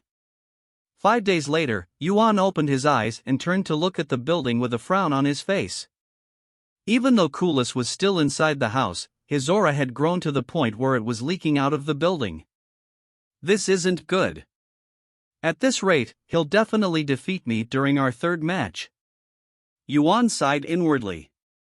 However, there was no way for him to significantly increase his strength in the next 2 days. If I want to defeat Kulis in 2 days, I will need to use the golden aura. Unfortunately, he still doesn't have the capability to use the golden aura at will. Looks like I will have to force it to come out, Yuan swallowed nervously after recalling how painful it was afterward. However, he didn't have any choice. Thus, after mentally preparing himself, Yuan activated the Nameless Technique. Chapter 1038 Heaven's Supremacy. After activating the Nameless Technique, a crimson aura began emerging from Yuan's body. He took several deep breaths before increasing the intensity of the technique. In the spectators' room, the ladies were shocked when they saw what Yuan was doing. Why is he suddenly using that technique again? Did he already forget about the backlash he'd received the last time he tried to use it? Chu Liuxiang exclaimed after seeing the crimson aura around Yuan. Who knows? I'm afraid that only he knows what he is doing. Mei Xiu shook her head. Several minutes later, the deafening voice resounded inside Yuan's head. How dare you? Yuan coughed up a mouthful of blood after hearing this voice that shook all of his internal organs. You dare ignore my previous warning? Do you have a death wish, brat?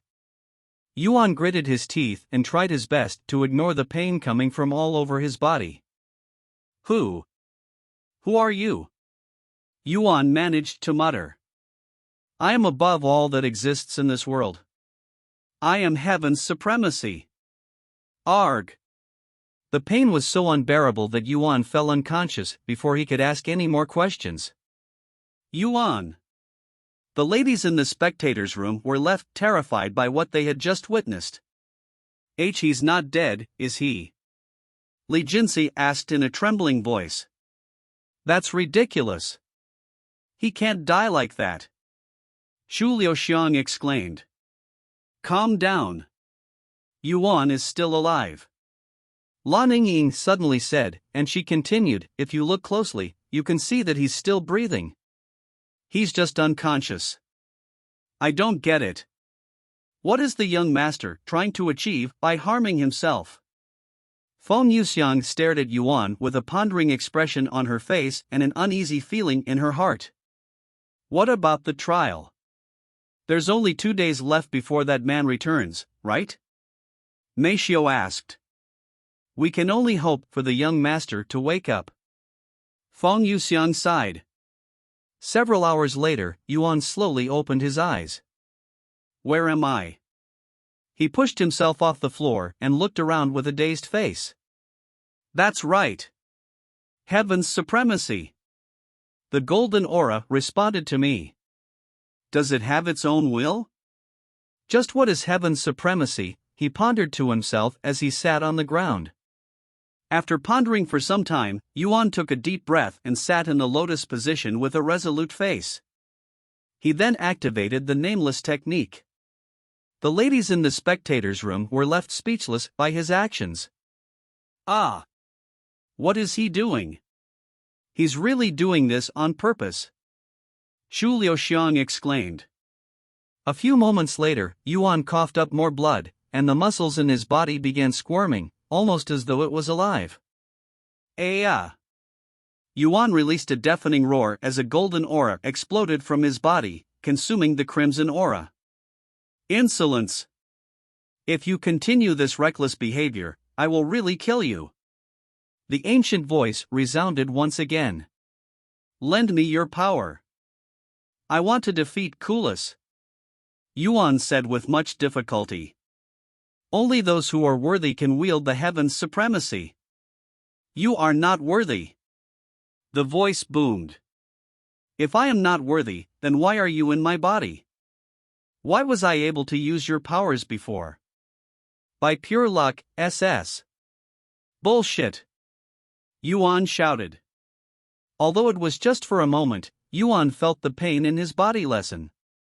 You don't have what it takes to use my power. You are too weak. You are not worthy. The pain in Yuan's body suddenly skyrocketed. Ack! He collapsed for a second time. A few hours later, Yuan woke up and repeated the same thing. You are not worthy. The voice boomed inside his head several minutes later, causing him to lose consciousness for a third time. After waking up, he challenged the heaven's supremacy for the fourth time, then a fifth, and a sixth time. When he woke up for the seventh time, Yuan realized something. It's not as painful as before, and I am waking up much sooner now. Perhaps this is the secret to heaven's supremacy. An excited expression appeared on Yuan's face after realizing this.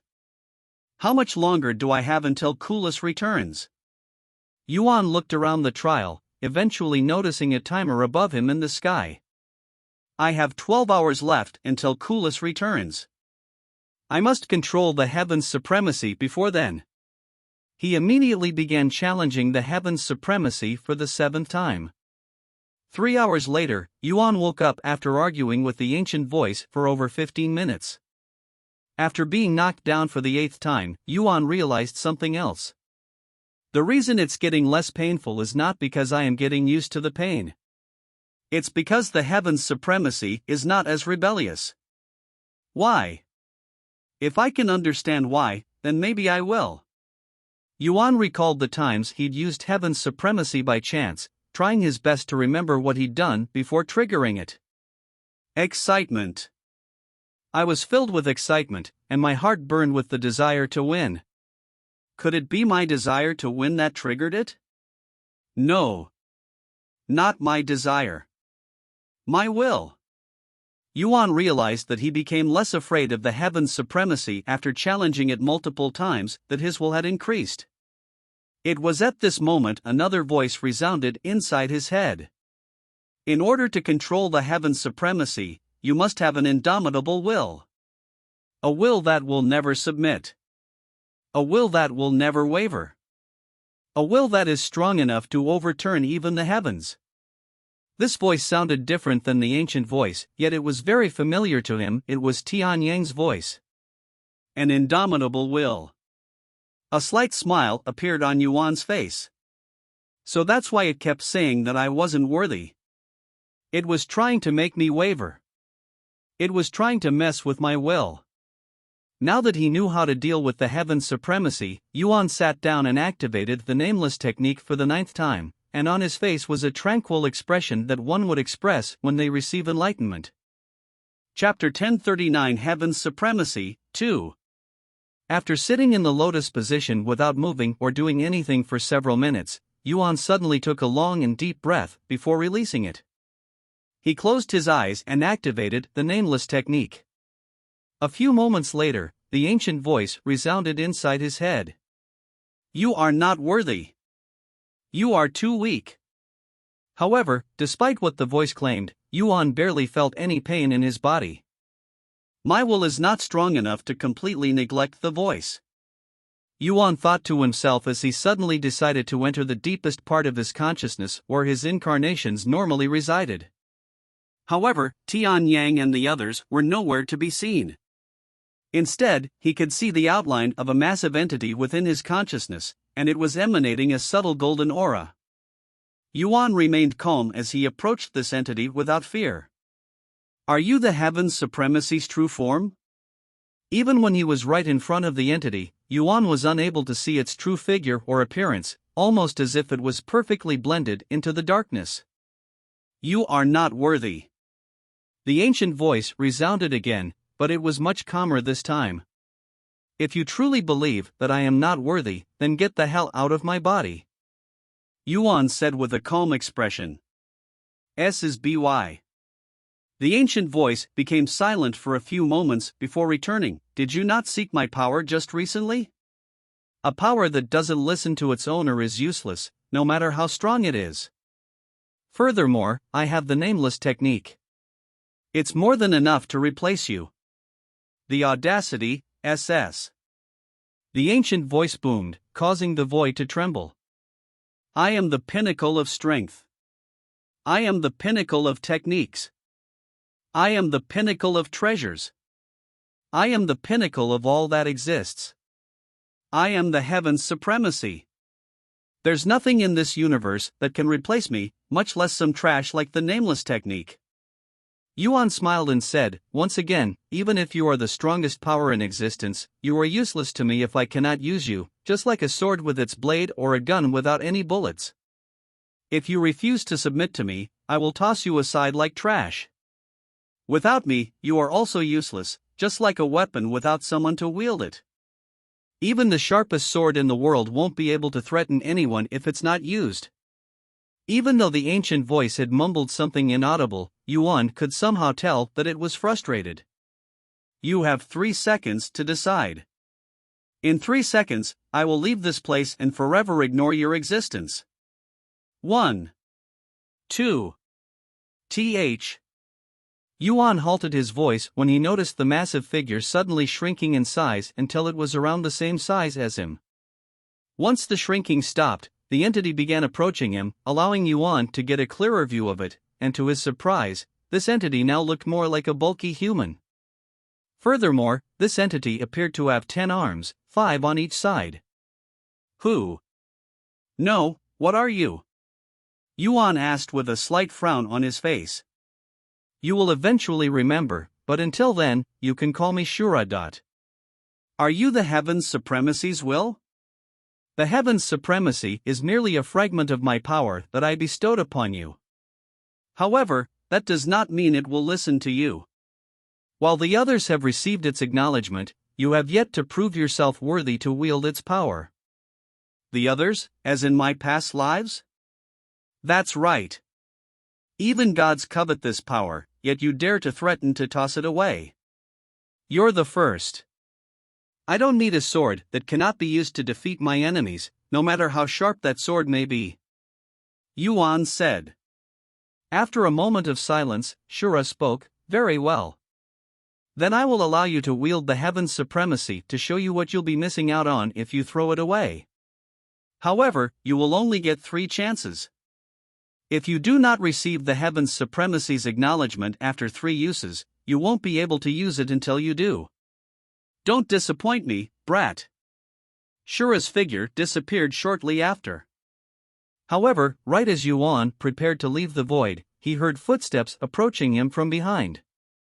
When he turned around, he could see a familiar face standing behind him. I see that you have finally recalled Shura. It will only be a matter of time before you recall everything. Tian Yang said with a profound smile on his face. What do you want? Yuan asked him. I'm just here to give you some advice. If you want to remember your memories faster, you should really focus on improving your cultivation. You've been a spirit lord for far too long. Tian Yang said. He then tilted his head to look up into the void. You should wake up now. Don't keep our friend waiting. Outside Yuan's consciousness, Kulis stood before him with a frown on his face. If you don't wake up soon, I will toss you off this fucking platform. Kulis shouted at him. Yuan opened his eyes the following moment, his gaze emanating an otherworldly pressure. As he slowly stood up, his body exuded a golden aura that flickered like flames, making it seem as if his body was engulfed in fire. What the hell is happening? Kulis stared at Yuan with wide eyes, his confidence wavering. Are you ready for our rematch? Yuan asked him in a calm voice. Kulis swallowed nervously, but he still nodded his head. Damn right, I am ready. Kulis immediately moved into action by attacking first. Yuan could tell that Kulis had become twice as strong as before, but his confidence and will remain unwavering. Impossible, Kulis uttered in disbelief a second later, his movements completely frozen when Yuan caught his fist with a single hand. Heads up. Yuan said right before punching Kulis square in the face with his other hand. Whoosh. Kulis' body was sent flying the very next second, his body slamming into the building in the distance, completely destroying it. Chapter 1040 Heaven's Supremacy, 3. No way. What happened to the young master? Why did he suddenly acquire so much strength? Feng Yuxiang was shocked after witnessing Yuan's prowess. It must have something to do with his golden aura. Every time it appears, his prowess increases tremendously, almost like my nameless technique, but even my nameless technique couldn't hold a candle against his mysterious technique. Li Jinsi said. A few moments after he was sent flying, Kulis dug himself out of the rubble and approached Yuan with a wide smile on his face. Not bad, Tianyang. But you'll need more than that to defeat me. Kulis suddenly roared, and his body began growing larger and larger, eventually becoming a 50-meter tall giant. Let's see if you can catch my fist with your hand now, Tianyang. Kulis laughed out loud as he punched at Yuan. The pressure coming from Kulis' fist was so strong that it pushed the clouds in the background many meters back. However, Yuan remained indifferent, his gaze completely tranquil. A hand? I don't need a hand to stop your attack. A single finger is more than enough. Yuan spoke as he pointed his middle finger towards Kulis' incoming fist. Boom! A massive ripple swept the place when Yuan's finger collided with Kulis' fist, sweeping away all of the clouds that surrounded them and revealing its scenery that was mostly a mountain range. You freaking monster! A terrified expression was on Kulis' face when he saw the results. Yuan had actually managed to block his fist with a single finger. And he'd done so without being pushed back even a single step. Heaven's supremacy. Remember it, Kulis, because that is what defeated you. Yuan said before throwing his punch at Kulis' fist that he'd stopped. Whoosh! Once again, Kulis was sent flying. However, there was nothing to stop him this time, and he was sent flying off the platform. Boom! The entire mountain range trembled when Kulis landed on the ground. A golden orb of light suddenly emerged from the pond that Yuan had tempered his body in, and it floated towards him. After absorbing the golden orb, a flood of memories gushed inside Yuan's head. This is Tianyang's memories. Yuan closed his eyes and digested the memories. I see. So this is how I met Kulis. A small smile appeared on Yuan's face as he recalled his rivalry with Kulis and how it all began. After he finished absorbing Tianyang's memories, Yuan turned to look at Kulis, who was still lying on the ground, seeming unconscious. I hope that you're still alive out there somewhere, Kulis. I still haven't fulfilled our promise, so don't you dare die yet. Yuan mumbled in a low voice. Unfortunately, the chances of Kulis still being alive at this moment was slim to none, as it has been tens if not hundreds of millions of years since he last met Kulis, and unless they were demons or an undying immortal who has reached the apex of cultivation, nobody could live for that long. Yuan returned to the stairway to heaven shortly after he completed his third trial. Congratulations, Master. You have completed all of the trials for this ascension. You can now travel to the third heaven. Tiana appeared before him and said. The ladies in the spectators' room reunited with Yuan shortly after. Yuan, are you okay? Xu Liuxiang asked him in a worried voice. Why wouldn't I be okay? He smiled. You took a lot of beating during this trial. Yes, I did, but it made me stronger, a lot stronger. The stairway to heaven is not just a bridge that connects the 9 heavens, it's also a training ground. Anyways, now that we can enter the third heaven, let's go. There's a lot of work that needs to be done. Yuan then said. Okay. The ladies there nodded. Please wait a moment, Master. Tianer suddenly stopped them. What's the matter? Tianer created a projection in front of her and said, The 7 legacy families and the G family have surrounded the stairway to heaven. You will be ambushed if you leave through the main gate. The situation outside the stairway to heaven in the third heaven began to materialize in the projection, showing Yuan and the others the situation outside. Yuan frowned upon seeing the ambush. The survivors of the 7 legacy families and the Ji family must have reported you to them. What should we do, young master? We can either wait for them to leave, or we can go outside and kill all of them. Feng Yuxiang asked him. Yuan rubbed his eyes and sighed. Do I really have to spill so much blood the moment I enter the third heaven? I'd rather avoid fighting if I can. Because at this rate, we'll have to kill these families over and over again as we continue to ascend. If Master doesn't wish for a confrontation, I can make it so that you're teleported to a random location in the third heaven when you exit the stairway to heaven. This way, you will be able to enter the third heaven without encountering them right away. Tian'er suddenly said. A random location. So we won't know where we'll end up until we appear in the third heaven, huh? Yuan began pondering. Yes, that's the only way to enter the third heaven without being ambushed. Tian'er nodded. What do you guys think?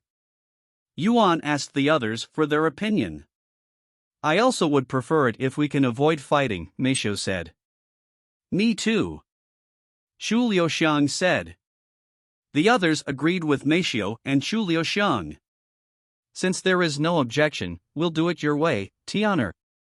Yuan said to her a moment later. I understand.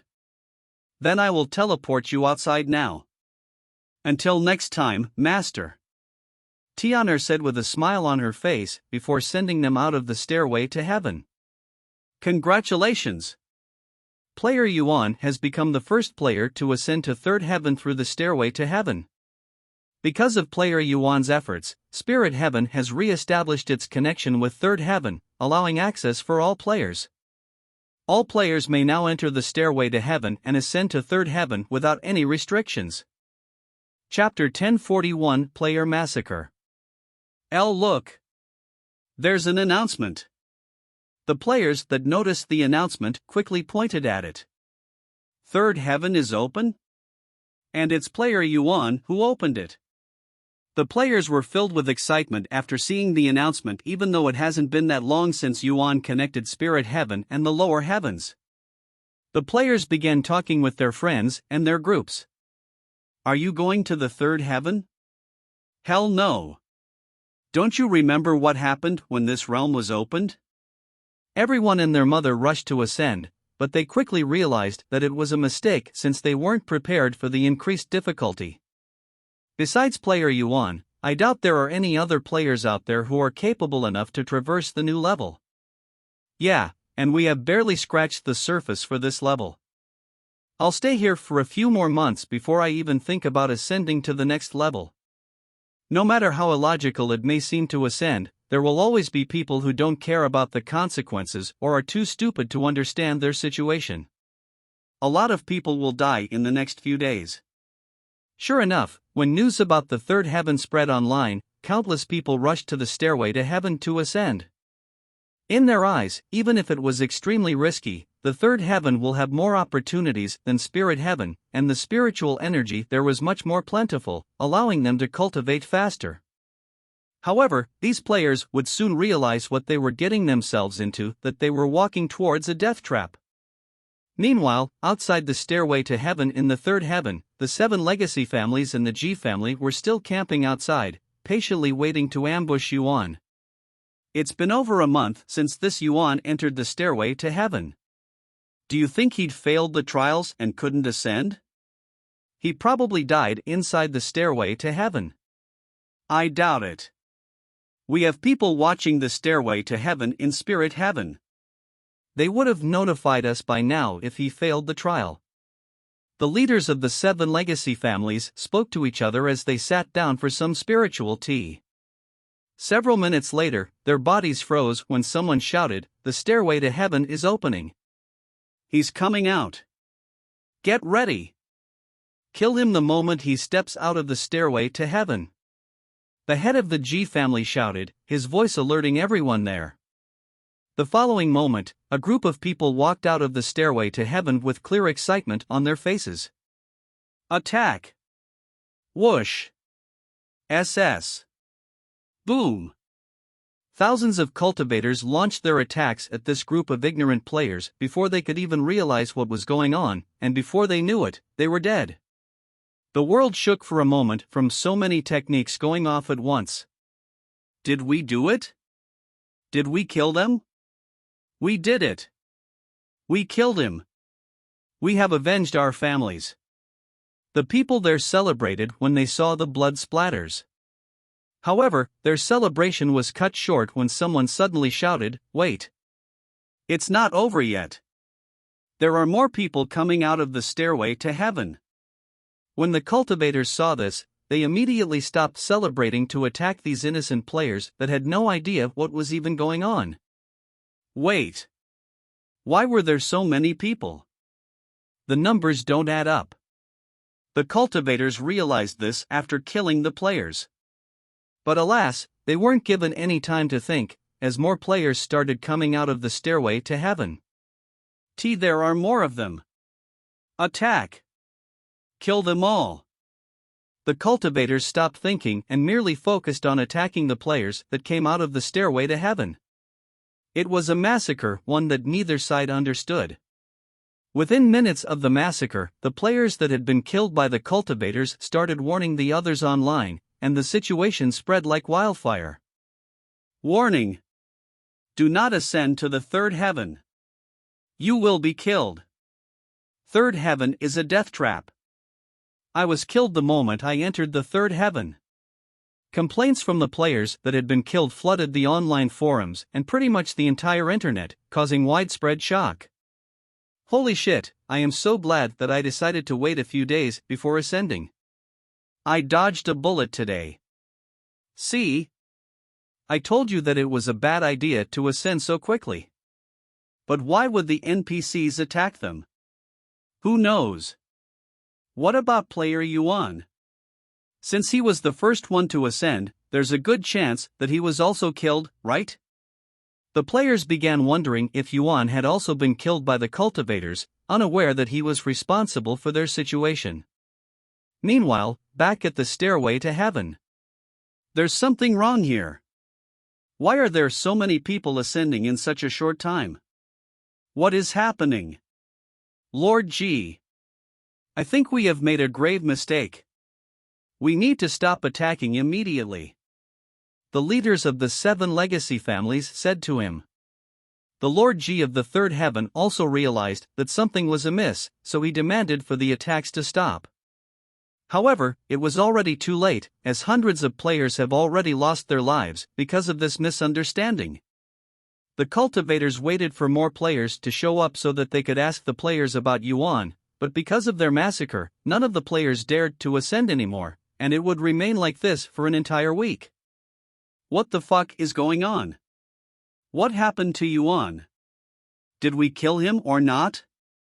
The cultivators were at a loss, and they couldn't tell if they'd killed Yuan or not due to the chaos and misunderstandings. The 7 legacy families and the G family held an emergency meeting afterward. In the end, they decided to leave the scene and return home for now, leaving behind some people to investigate the situation. As for their business with Yuan, since he was nowhere to be seen and they didn't know whether they had killed him or not, they decided to consider him dead until they figured things out. Chapter 1042 Arriving at Third Heaven. After being teleported out of the stairway to heaven by Tian'er, Yuan and the others found themselves somewhere in the middle of a green valley surrounded by mountains and trees. Looks like we have arrived safely. I was worried about the possibility of appearing in the middle of an ocean, or worse, at the bottom of one. Chu Liuxiang said as she looked around. Is everyone here? Yuan looked around to make sure that nobody had strayed from the group. Chu Liuxiang, Meishiu, Li Jinsi, Xiaohua, Feng Yuxiang, and Li Jinsi, all 6 of them were there. Since we've been inside the stairway to heaven for longer than I'd anticipated, I am going to take a few days break. We'll figure out our location and where we should go afterward. Yuan said to them. Okay. Xiaohua and the other 2 servants returned to his body before Yuan logged off with Meishiu and the others. After logging off, the first thing Yuan noticed was Mei Feng, who was cleaning his room at this moment. Welcome back. Meifeng said when she noticed them removing their consoles. I'm back. Yuan smiled. I can't believe that you'd actually stayed inside Cultivation Online for over a month without any breaks. Are you feeling okay? Meifeng asked him. Yes, I am perfectly fine. He nodded. And he continued, but my stomach is not. I'm starving. I'll go cook some food right now. Meifeng stopped cleaning the room and rushed to the kitchen. I'm going to take a shower, he said to Chu Liuxiang after Meifeng left the room. I'll come with you, Chu Liuxiang said as she hopped off the bed and rushed into the bathroom. Yuan followed her a moment later. Why Yuan? Your body, Chu Liuxiang suddenly exclaimed when she got a clearer look at his appearance after he entered the bathroom.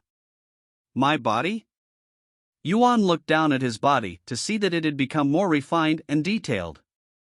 Furthermore, he noticed that he was a little taller than before.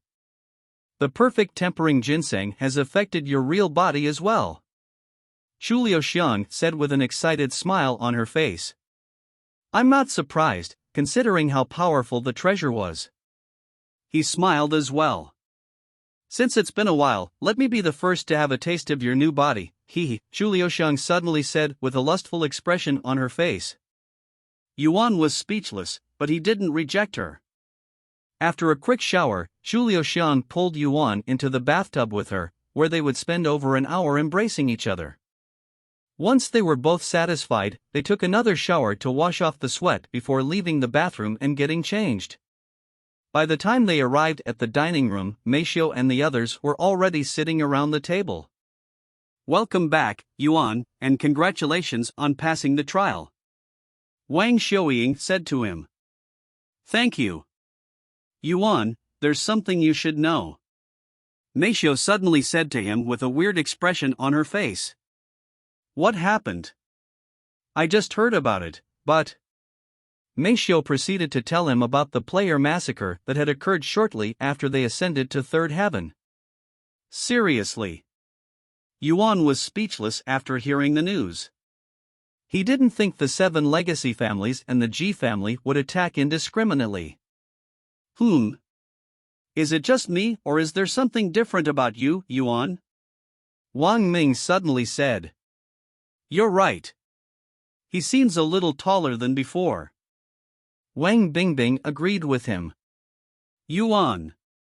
Don't tell me the perfect tempering ginseng head, Meishou swallowed nervously after the others mentioned it, as she was already used to seeing Yuan in his new body in Cultivation Online, so she didn't immediately notice. The same went for Li Jinsi, whose mouth opened slightly after seeing his new physique. Long story short, I consumed a powerful treasure during the trial, and it was strong enough to affect my real body in this world as well. Yuan explained the situation to the members. My God. You're like a different person, Shi Lang muttered in a dazed voice. Well, it was a really rare treasure that only existed during the primordial era. There's a good chance that the treasure I consumed was the last one in existence, Yuan said with a smile. Anyways, tell me more about this massacre. What is the situation now? There's not much happening. The players that tried to ascend were attacked the moment they left the stairway to heaven. Hundreds of players died because of this incident, and the players are no longer willing to ascend for the time being, Shi Murong explained. That reminds me. What about you guys? I was just about to ask Meishou before the two of you arrived. Were you guys also attacked? People online are speculating that you were also killed in the ambush, Wu Zhao asked. No, we weren't attacked, but that's because we knew about it in advance and left the stairway to heaven in another way. In fact, I am the reason for the attack, Yuan sighed. Ha? You're responsible for the massacre? They all looked at him with wide eyes. He nodded and proceeded to explain to them about his situation with the 7 legacy families and the massacre that had occurred right before he entered the stairway to heaven. Because of what I did to their families in spirit heaven, they had set up that ambush for me. I should have warned the players before I entered the third heaven, but it didn't occur to me at that time. He shook his head with a guilty expression on his face. Well, what's done is already done. These players were being foolish to begin with. I mean, why would they ascend when they don't have the qualifications in the first place? They would have died sooner or later, anyway. Wang Ming shrugged his shoulders, unable to pity the players that had been killed. Probably, but they didn't deserve to be killed in such a fashion. Yuan sighed. Chapter 1043 Arriving at Third Heaven, 2. By the way, what happened to the players that were killed after they entered the third heaven? Do they get sent back to spirit heaven since they respawn in the last city they visited? Chu Liuxiang suddenly asked. No, they get sent to the nearest city in third heaven. Shi Morong said. What are your plans now that you're in third heaven? Wang Bingbing asked a moment later. I'm going to visit the myriad of techniques to see if they have any new techniques. Then I am going to visit the Demon Sealing clan, since I have some unfinished business with the Demon Sealing Pagoda. Yuan said. He turned to look at Li Jinsi and asked, what about you? Now that you're in third heaven, what are your plans? If you want, you can follow us to the myriad of techniques. I can get you some free techniques. Free techniques? Yuan nodded, yes, and since we don't know our location, it would be better for you to follow us until we arrive at a city. Who knows how powerful the magical beasts around us are? Alright, then I will bother you a little longer. Li Jinsi agreed to follow them. Sometime later, Mei Feng filled the table with a feast. You cooked all of this in just 2 hours. Even 10 people would have trouble cooking this much food in such a short time. Wang Ning was shocked by Mei Feng's inhuman capabilities. However, despite the food filling the whole table, they would empty all of the plates in less than an hour, with Yuan putting in the most effort, as he was the hungriest there. Perhaps it was due to his new physique that required more energy, but Yuan didn't feel full even after eating half of the food on the table. How was the food? Mei Feng suddenly asked him. As always, it's perfect. Really? But you don't seem satisfied. Perhaps you're not full yet? I will make more food. It's fine. I'm not full, but I don't need to be full every time I eat. As long as I don't starve, I will be fine. He stopped her. If you say so. After their meal, Yuan returned to his room and called Yu Rou to chat with her. Am I bothering you right now? I can call later if that's the case. Yuan asked her as he laid on the bed. It's okay, I needed a break anyway. Yu Rou said. And she continued, congratulations, brother. I heard the news. You entered the third heaven, right? Yes. Are you okay? People are saying that you were also a victim of the player massacre. Have you heard of it? She then asked. I heard of it, but you don't need to worry. None of us are hurt because, Yuan proceeded to explain the whole situation to her. What? You're currently being hunted by these powerful families? Why? Yu Rou was shocked to learn of this information. I'm not sure either, but according to the Ji family, the heavens want me dead. Yuan shrugged. The heavens? Is that some kind of title for someone? I'm not sure either. What are you going to do to these people? Are you going to kill all of them? Yu Rou suddenly asked, her voice sounding a bit worried. No, I won't fight them unless it's absolutely necessary. I don't want to put you guys in danger, either. They probably think I am dead right now because of the player massacre, so I'm going to travel under a new identity for now. Stay safe, brother. Now that I know our souls are involved, I really don't want you to hurt yourself. I know. Wav.co. The two of them continued to chat with each other for another half an hour. Once the call ended, Yuan decided to get some actual sleep. Unbeknownst to Yuan, he would not wake up for 3 whole days. 3 days later, Yuan woke up, feeling incredibly refreshed. However, he was surprised to see Wang Xiuying sitting right beside him. "Ha? What are you doing?" he asked her. "You're finally awake. You have been sleeping for 3 days now, Yuan. I was just checking your condition just to make sure you're still alive." 3 days? Yuan's eyes widened. "I guess it's been a while since I last got some decent sleep. What about the others?" "I told them to not worry, that you're probably just exhausted after spending so much time in cultivation online." "I see. Thank you, Xiuying. Don't even mention it. I am the faction's nurse for a reason," she smiled. "Anyways, now that you're awake, go let the others know that you're okay. They're all training in the field right now." "Okay." He nodded. After washing his face, Yuan went to the balcony and flew to the training field that was right behind their building. The others were relieved to see that he was fine. "Yuan, let's spar." Li Jinsi suddenly approached him. "Sure." Yuan started training with Li Jinsi and the others. Over the next several days, Yuan would relax in the real world without logging into cultivation online. After what he'd experienced in the stairway to heaven, he really needed a break. The ladies that went to the third heaven with him did the same, not that they could go anywhere without Yuan in cultivation online. Li Jinsi would spend all of her time training her body, motivating herself with Yuan. As for Chu Liuxiang and Meisho, besides improving their own cultivation, they would spend the rest of their time in bed with Yuan. After an entire week had passed since Yuan ascended to the third heaven, they finally decided to return to cultivation online. Once they were inside cultivation online, they picked a random direction and started flying towards that direction, hoping they would come across a city or some people to ask for directions. After flying for almost the entire day, they finally found a group of traveling merchants for directions. The nearest city would be Fucheng City. If you continue traveling towards the south, you should reach it in an hour. The merchants said to them. "I understand. Thank you for your help." Yuan handed them some spirit stones to show his gratitude before continuing the journey, arriving at the city about half an hour earlier than anticipated.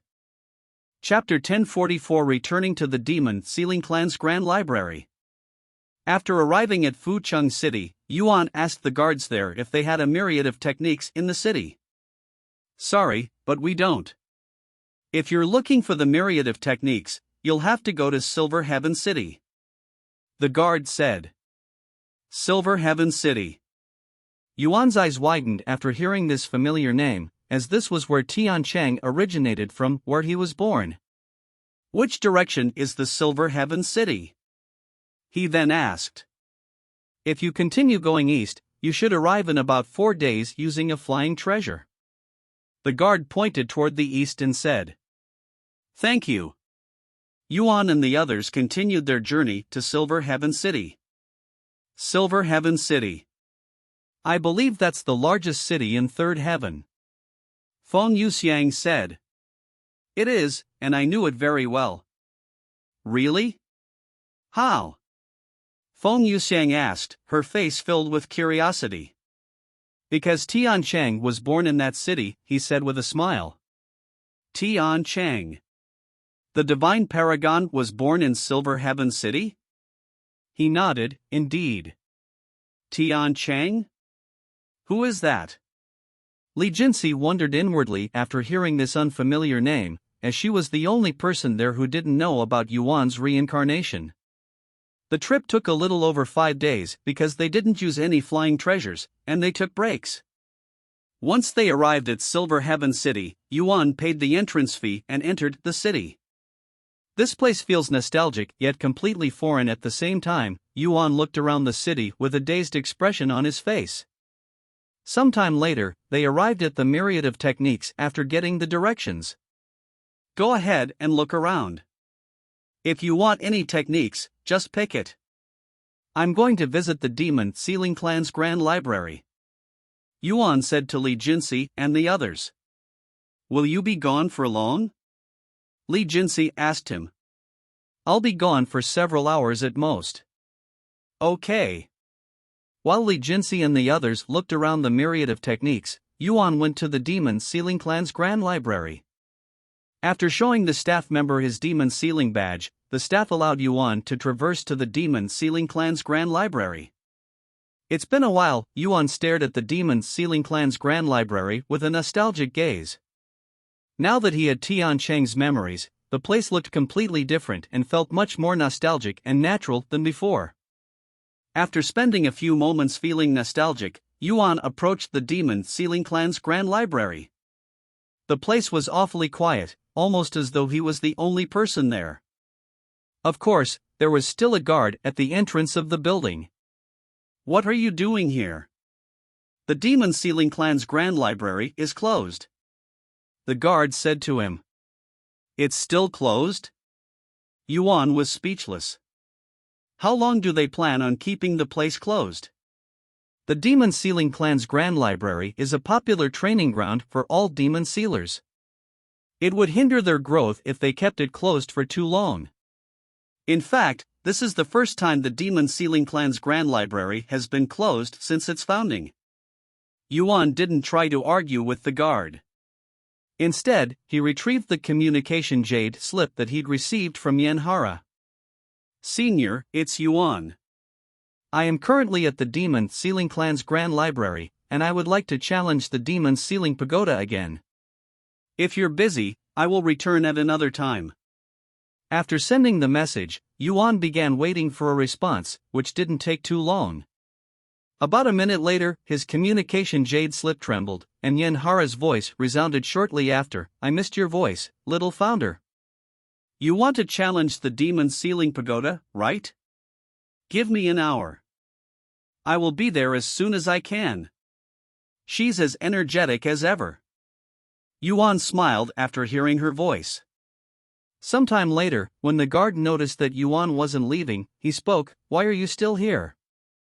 Unless you're a master demon sealer, you're not allowed to enter no matter how long you stand out here. My mentor is coming. She's a master demon sealer," Yuan said to him. The guard no longer said anything and became silent. A little over an hour later, Yuan could see a portal appearing not far away from his location, and a beautiful woman came out of it a moment later. Naturally, it was Yenhara. "Little founder." A bright smile appeared on Yenhara's face the moment she saw his handsome face, even jogging towards him and waving at the same time. "It's been a while, senior." Yuan greeted her with a smile of his own. However, Yenhara suddenly slowed down to a halt and proceeded to stare at him with a baffled expression on her face.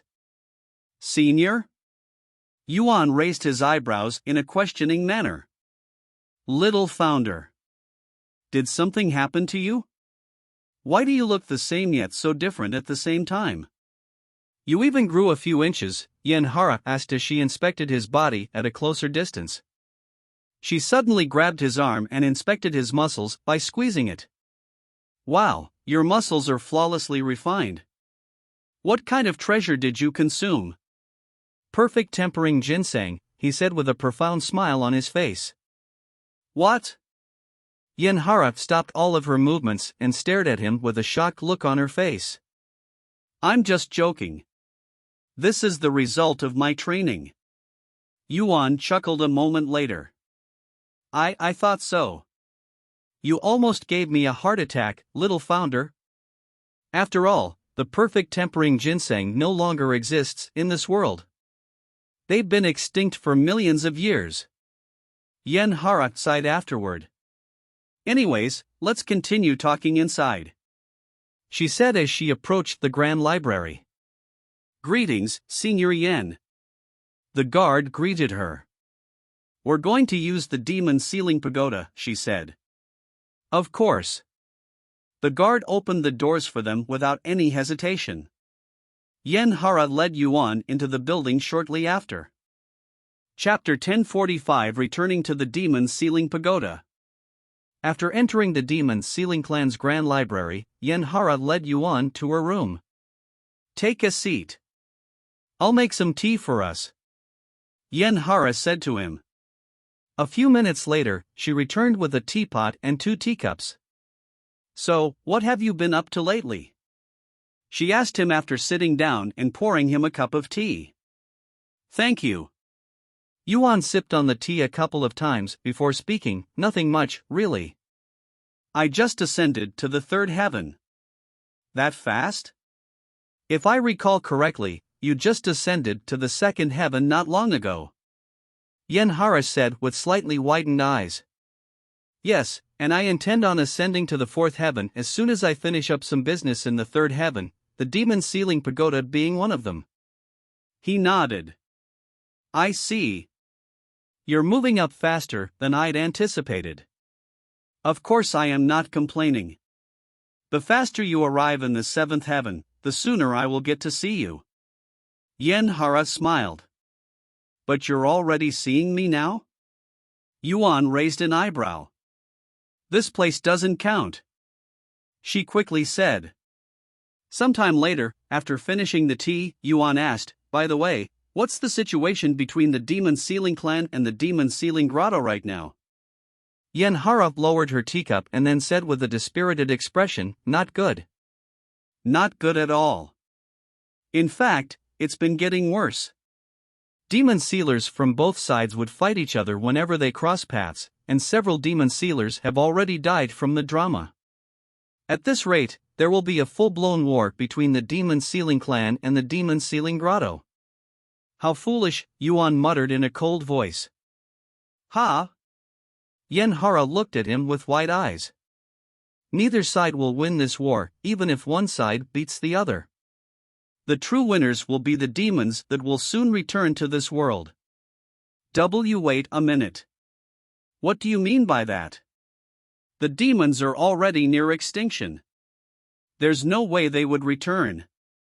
Is that what you truly believe, or is that what you want to think? Yuan asked her in a calm voice. That's what I truly believe. She said. Then you should change your beliefs, senior. Although there may not be as many demons today as there were back in the days, they won't be gone anytime soon. In fact, they're most likely recovering their forces out there somewhere. How do you know all of this? Yenhara asked him in a trembling voice. Yuan smiled and said, I will tell you the truth later when I defeat the Demon Ceiling Pagoda. Defeat the Demon Ceiling Pagoda? You couldn't even get past the 4th floor on your last attempt, and in case you forgot, nobody has passed that floor since the Divine Paragon, not even the current leader of the Demon Ceiling Clan. Yenhara said. Actions speak louder than words. If you don't believe me, I will do it right now. Sure. Yenhara and Yuan arrived at the Demon Ceiling Pagoda several minutes later. Whenever you're ready, little founder. Yenhara said to him. I'm ready now. Sometime later, Yenhara paid the resources to activate the Demon Ceiling Pagoda. Once the door opened, Yuan calmly walked into the building. Young master, you should save your energy for the first few fights while we fight for you. Feng Yuxiang said to him. And no, I will challenge the Demon Ceiling Pagoda by myself this time. I appreciate your consideration, though. Yuan said to them. After entering the building, Tianqinyu's voice resounded, Welcome to the Demon Ceiling Pagoda, young demon sealer. I will now tell you the rules of this place. If you break any of them, you'll automatically be removed from this place. The voice proceeded to repeat everything that was said the last time he was here, word for word. Once the introductions were finished, a superior demon appeared in the middle of the room. When you're prepared to start the challenge. Ready. Yuan said without any hesitation. The superior demon immediately sprung into action and lunged itself at Yuan. Swords of Eternal Torment. A single golden sword suddenly materialized above the demon, pinning it to the ground. Arg! The demon released a pained roar. Yuan casually plunged his bare hands into the pinned demon's chest, removing its crystal. After crushing the crystal, the demon stopped moving and disappeared. Congratulations, you have managed to pass the first floor in. 9 seconds. It's a new record. Since you have already received a reward from this floor, you will not receive any rewards for clearing this floor. You may proceed to the next floor whenever you are ready. Yuan calmly made his way to the second floor. Welcome to the second floor. You have 1 hour and 30 minutes to defeat the demon.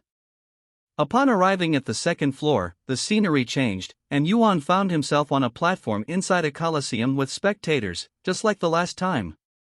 When you're prepared. Ready. The moment he started the challenge, Yuan raised the Empyrean Overlord above him. Ding! A gust of wind swept the arena as Yuan blocked the demon general's invisible attack. Swords of Eternal Torment. Yuan repeated what he did the last time and pinned the demon general to the ground before destroying its crystal.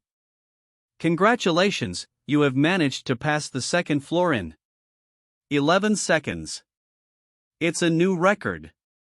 Since you have already received a reward from this floor, you will not receive any rewards for clearing this floor. You may proceed to the next floor whenever you are ready. On the next floor, 2 demons waited for him, both demon generals. When you're ready.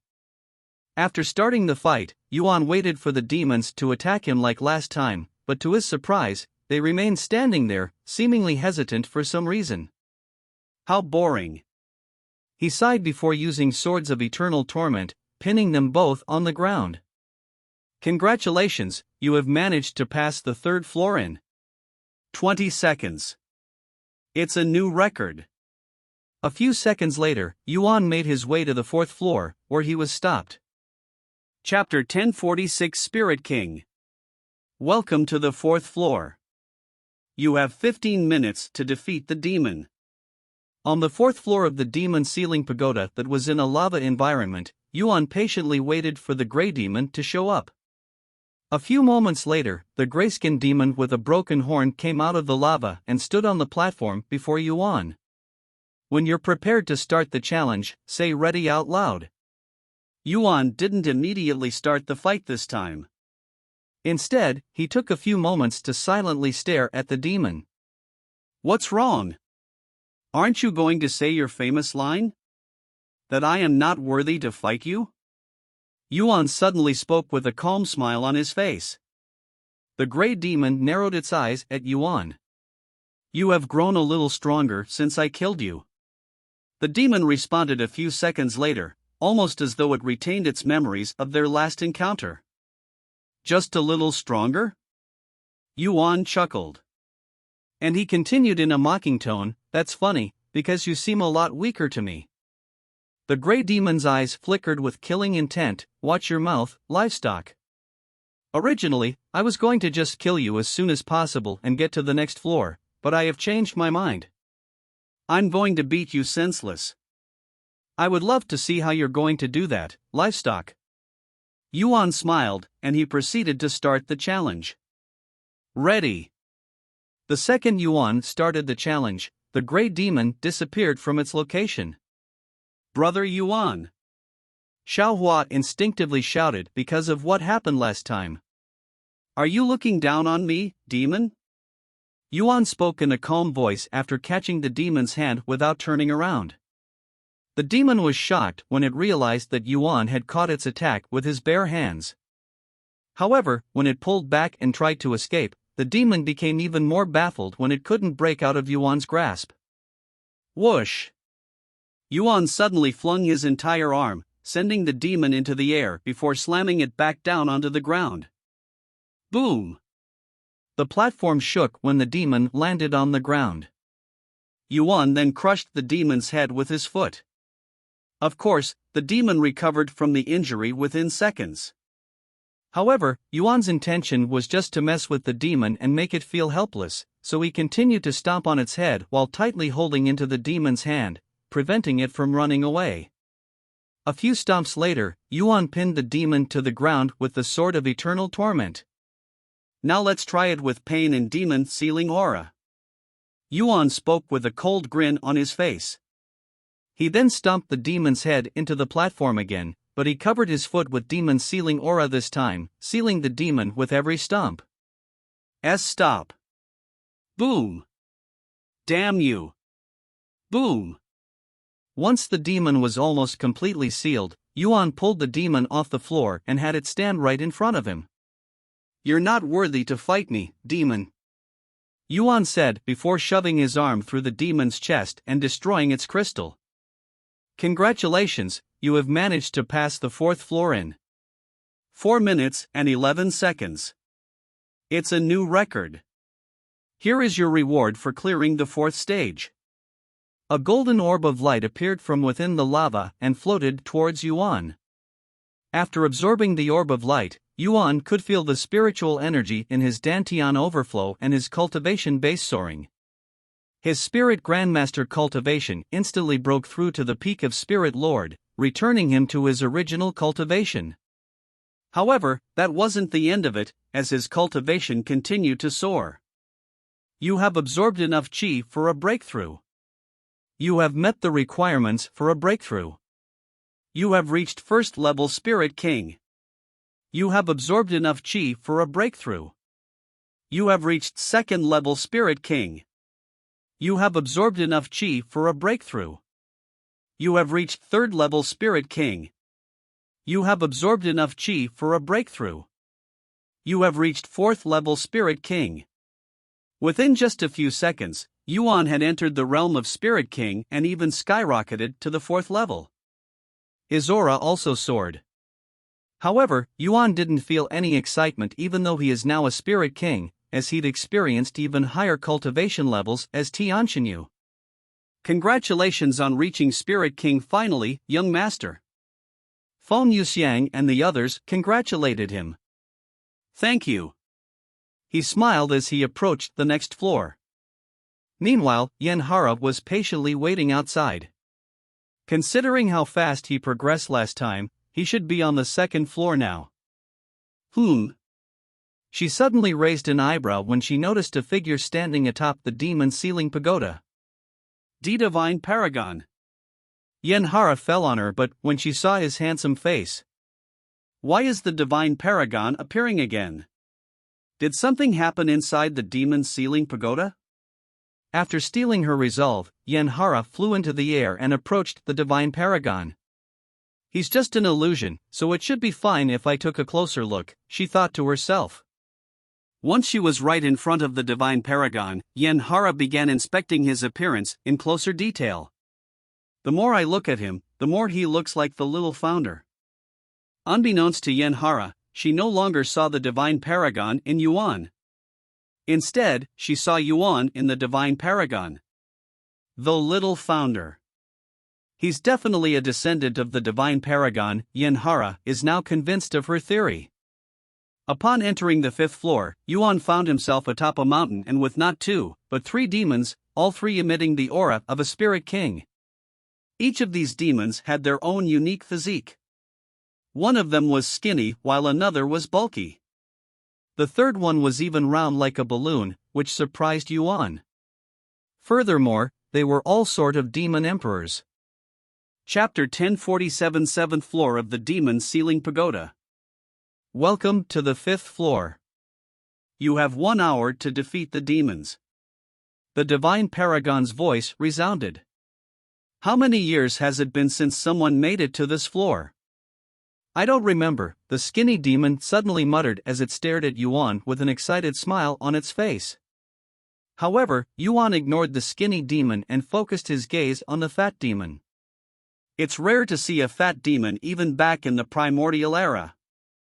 I remember my first experience with one. I nearly laughed my ass off. Yuan said with a smile on his face. The fat demon trembled when it heard Yuan's words. What did you just call me, lowly livestock? The fat demon growled in a cold voice. Yuan laughed out loud. Your reaction is the same as that fat demon when I laughed at it. I see. So I had decided to put you in this demon ceiling pagoda. Die. Livestock. The fat demon suddenly lunged at Yuan. However, Yuan didn't start the challenge yet. This is the first time the demon initiated the fight. Demon Sealing Zone. Yuan snapped his fingers, surrounding himself and the fat demon with the demon sealing zone. The fat demon immediately felt its strength drained by the demon sealing zone. Whoosh! Yuan swung his sword at the fat demon while it was still in the air, slicing its body horizontally in half. Sword of Eternal Torment.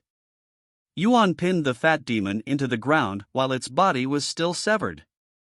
Arg! What is this feeling? The fat demon screamed when it experienced pain for the first time. This feeling is called pain. Remember it well. Yuan looked down at it with a cold smile on his face. How dare you look down on us? The other two demons shouted as it attacked the demon sealing zone. However, they quickly realized how durable the demon sealing zone was, and they couldn't even put a slight crack in it. Coward! Fight us if you dare. Yuan looked at the skinny demon who just spoke and said, "You want to fight?" Sure. He removed the demon sealing zone, allowing the two demons to reach him. Sword of Eternal Torment. Ah! The demons kneeled on the ground when multiple golden swords stabbed their back. Yuan sighed. Compared to before, the demon sealing pagoda is too easy now. He killed the skinny and bulky demons shortly after, leaving the fat demon for last. You may be laughing now, but once you reach the next floor, you will witness true horror. The fat demon said its last words before Yuan killed it. Congratulations, you have managed to pass the 5th floor in 2 minutes and 11 seconds. It's a new record. Here is your reward for clearing the 5th stage. After absorbing the reward, Yuan's cultivation soared once again. You have absorbed enough qi for a breakthrough. You have reached 5th level Spirit King. You have absorbed enough qi for a breakthrough. You have reached 6th level Spirit King. You have absorbed enough qi for a breakthrough. You have reached 7th level Spirit King. Yuan approached the 6th floor as a 7th level Spirit King. Even before he stepped onto the 6th floor of the demon sealing pagoda, Yuan noticed a massive round figure sitting in what appeared to be a sea of blood. This round figure was the size of a mountain, and it had a hideous face that would make even the coldest warriors run away in fear. The abomination, huh? No matter how many times I see it, it makes my skin crawl. Welcome to the 6th floor. You have 5 minutes to defeat the demon. When you're prepared to start the challenge, say ready out loud. 5 minutes, huh? The purpose of the 6th floor was to test the strength of a demon sealer's demon sealing aura, hence why there was an abomination and such a short time limit. If one's demon sealing aura isn't strong enough, they wouldn't be able to defeat the abomination even if they were given 100 hours. However, if one's demon sealing aura was strong enough, they could do so in less than 5 minutes. Yuan closed his eyes and took a deep breath. Ready. Swords of Eternal Torment. Yuan opened his eyes and summoned over 100 golden swords to attack the abomination, waking it up from its slumber. He then began gathering spiritual energy for a heaven-splitting sword strike as the abomination stumbled around and screamed in pain. After spending a whole minute gathering spiritual energy, Yuan released the heaven-splitting sword strike. With his limiter removed, the sword light from the heaven-splitting sword strike was powerful enough to cover the entire abomination's figure, and since he'd infused the heaven-splitting sword strike with his demon sealing aura, the abomination was not able to recover fast enough and was disaggregated until there was nothing left. Congratulations, you have managed to pass the 6th floor in 1 minute and 9 seconds. It's a new record. After absorbing the reward, Yuan's cultivation soared to the peak of Spirit King. Looks like you'll be a Spirit Emperor in no time, young master. Feng Yuxiang said to him as he took a moment to recover his spent spiritual energy. No, I won't reach Spirit Emperor. Yuan said. Ha? Are you saying that you won't clear the next floor? She asked in a puzzled tone. No, that's not it. You'll find out when I clear the next floor. Sometime later, he made his way to the 7th floor. The 7th floor of the demon ceiling pagoda looked completely different from the previous 6 floors. There was neither a visible platform nor a sky. Instead, he was surrounded by nothing but stars, almost as though he was now inside the stairway to heaven. Yuan walked onto the invisible platform and approached the figure standing many meters away. This figure had its eyes closed, seemingly asleep, but it was also emanating a bloodthirsty aura. Yuan knew at a glance that, unlike the gray demons on the 4th and 5th floor, this demon was a full-fledged demon emperor. Chapter 1048 Fighting the Demon Emperor. Welcome to the 7th floor. You have 4 hours to defeat the demon. Shortly after Yuan arrived on the 7th floor of the demon ceiling pagoda, the demon emperor, still with its eyes closed, spoke in a calm voice. What is your name, human? Tian Shunyu. Yuan said with a smile on his face to see how the demon emperor would react. The demon emperor's eyebrows slightly twitched upon hearing Yuan's words, but other than that, it really didn't have any reaction. I'm just joking. You can call me Yuan, demon emperor. You're a peculiar human, Yuan. Not only are you able to stand there and talk with me without pissing your pants, but you can even make jokes. I guess you made it this far for a reason. Oh? A demon is actually praising a human? As expected, demon emperors are different. Compared to the mentally weak demons that will become enraged at the slightest provocation, you guys aren't like that, and it's almost like I am speaking to another human, Yuan said with a profound smile on his face. What did you just say? The demon emperor mumbled in a dazed voice, its aura suddenly shooting into the cloudless sky. Oh? Did I hit a nerve? Yuan chucked. Did you just compare me to humans? You think I am like a human? Me? A demon emperor? Know your place. The demon emperor suddenly opened its eyes, revealing violet eyes that emanated intense killing intent. A nervous smile appeared on Yuan's face when the demon emperor's chilling aura permeated the entire area there. Even with his prowess and talents, he still couldn't help but trembled before it.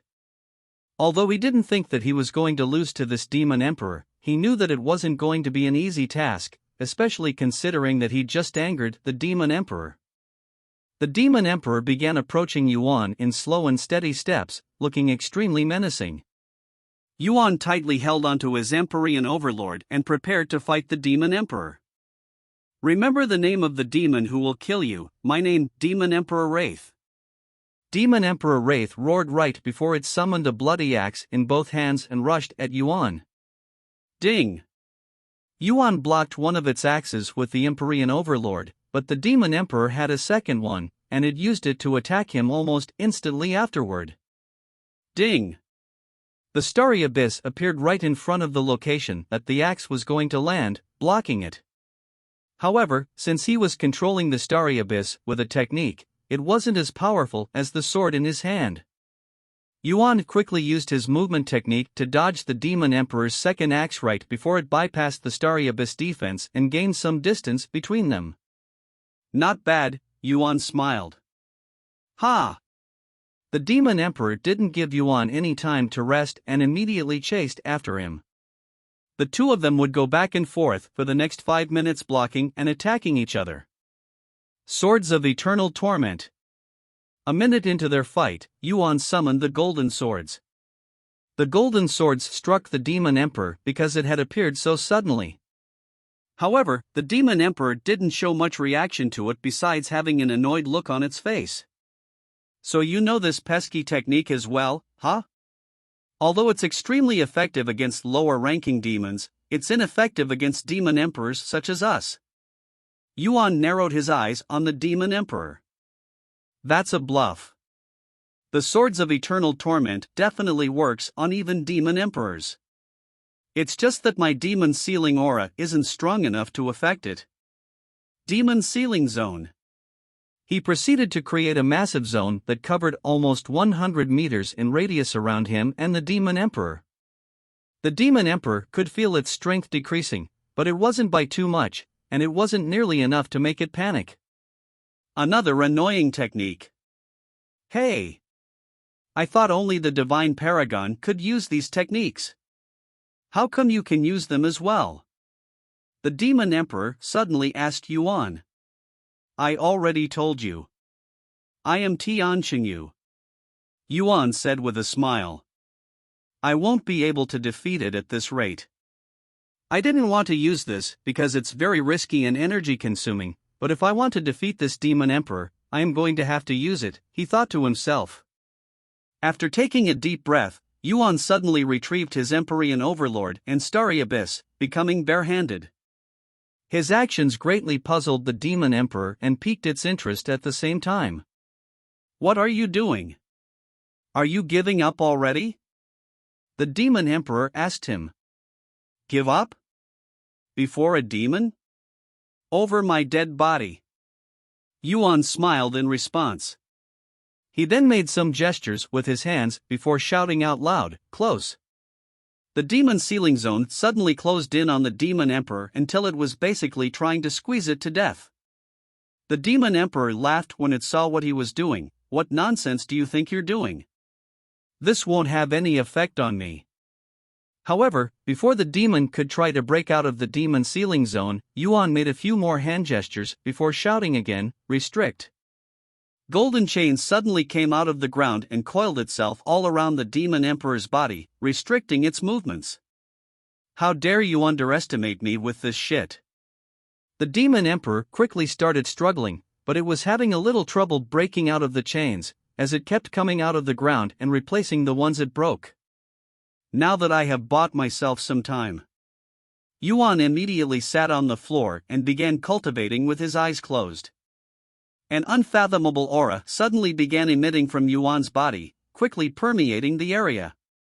The demon emperor had an uneasy feeling in its guts after seeing Yuan and his aura, and it became desperate.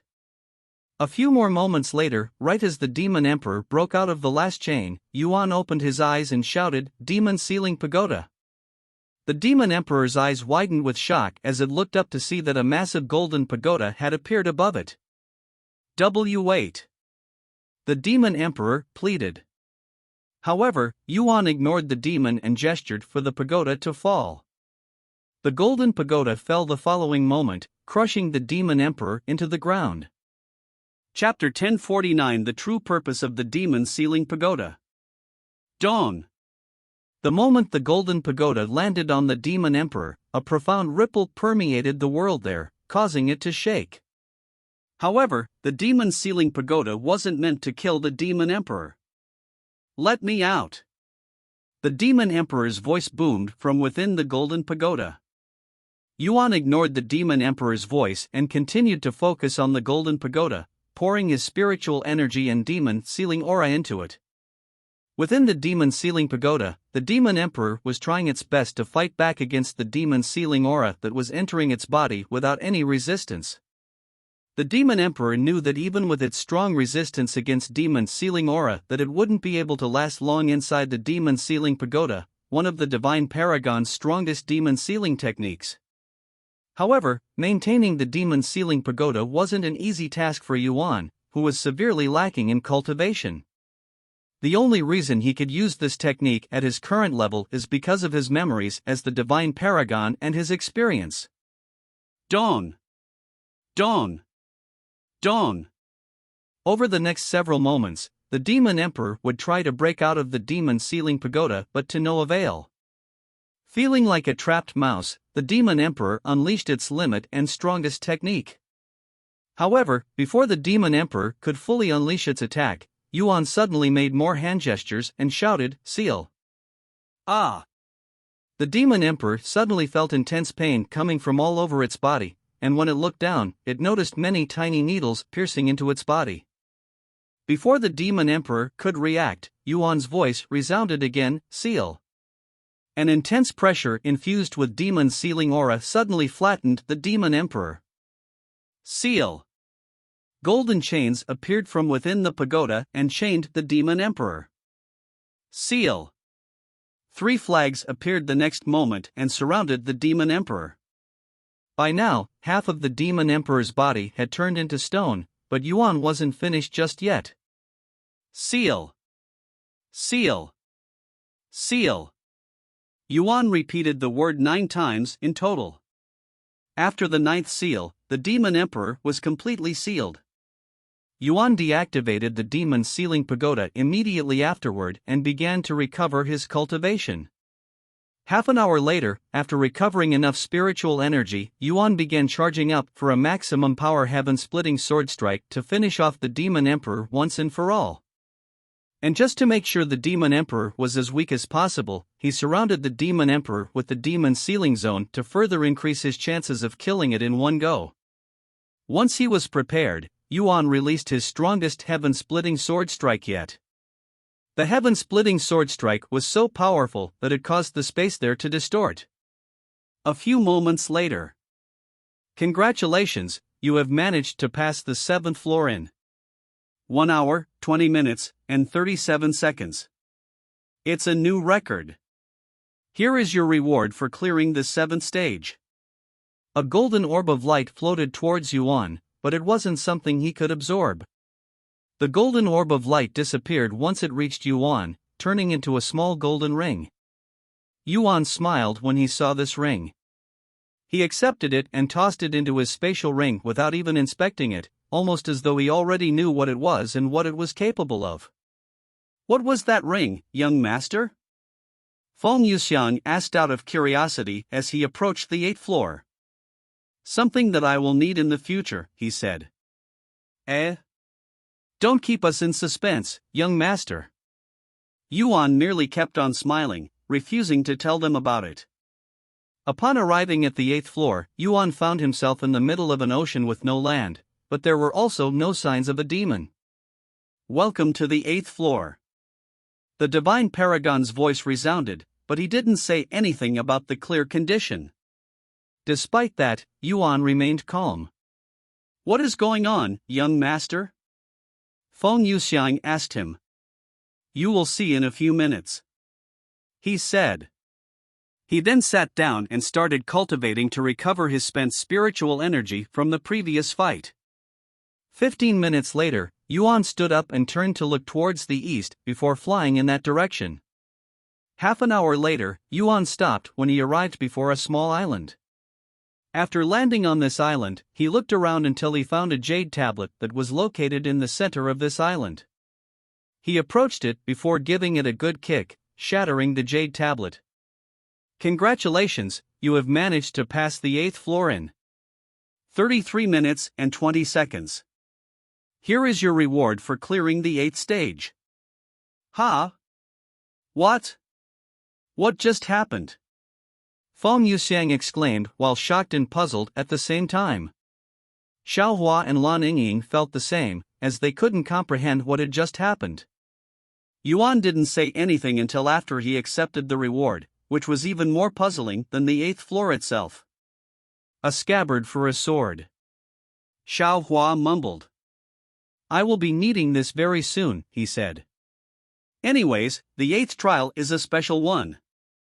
Unless you know where to go and what to do, it's impossible to clear this floor. What? That means.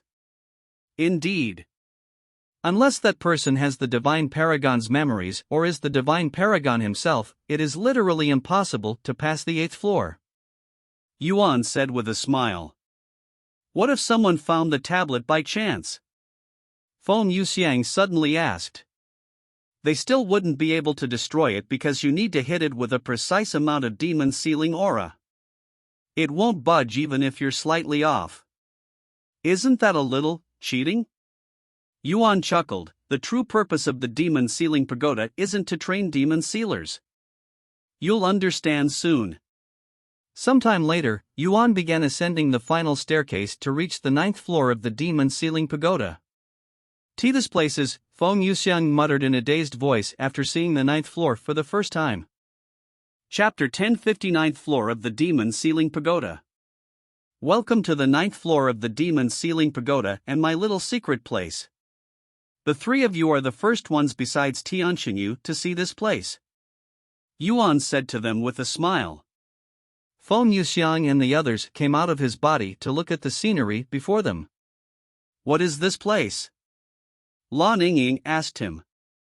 They were standing before a small hill that was filled with flowers, and on the top of this hill was a large tree. However, this place didn't look anything special. In fact, it looked oddly ordinary. Despite that, this place was one of the most important and precious places in Tianqinyu's memories. Tianshan, I used to come to this place often with my childhood sweetheart before she was killed by a demon, though it was always against my own will. Yuan said with a bittersweet smile on his face. And this place is the true purpose of the demon sealing pagoda? I still don't understand. Feng Yuxiang asked. Just wait a little longer, Yuan said. He then raised his arm and pointed it at the tree before making a beckoning motion with his hand. Whoosh! A long object suddenly flew from the tree and into the air for a few seconds before it pointed itself at Yuan and flew towards him. Young master! Watch out! Feng Yuxiang warned him. It's fine, Yuan said with a calm look on his face before catching this object in one smooth motion. That is, a sword? Xiao Hua mumbled. Yuan nodded as he held the black and red sword in front of him to show it to the others. Unlike the Empyrean Overlord that was classified as a greatsword, this sword with a black hilt and a thin red blade was shaped like most ordinary swords. However, this sword was anything but ordinary, as it naturally emitted a demon sealing aura that was strong enough to rival even the top demon sealers in the demon sealing clan. Furthermore, if one looked closely, they would be able to see the words demon sealing flawlessly engraved on both sides of the blade. Demon sealing sword. This is one of the divine paragon's 3 demon sealing treasures that he used to push the demons to near extinction.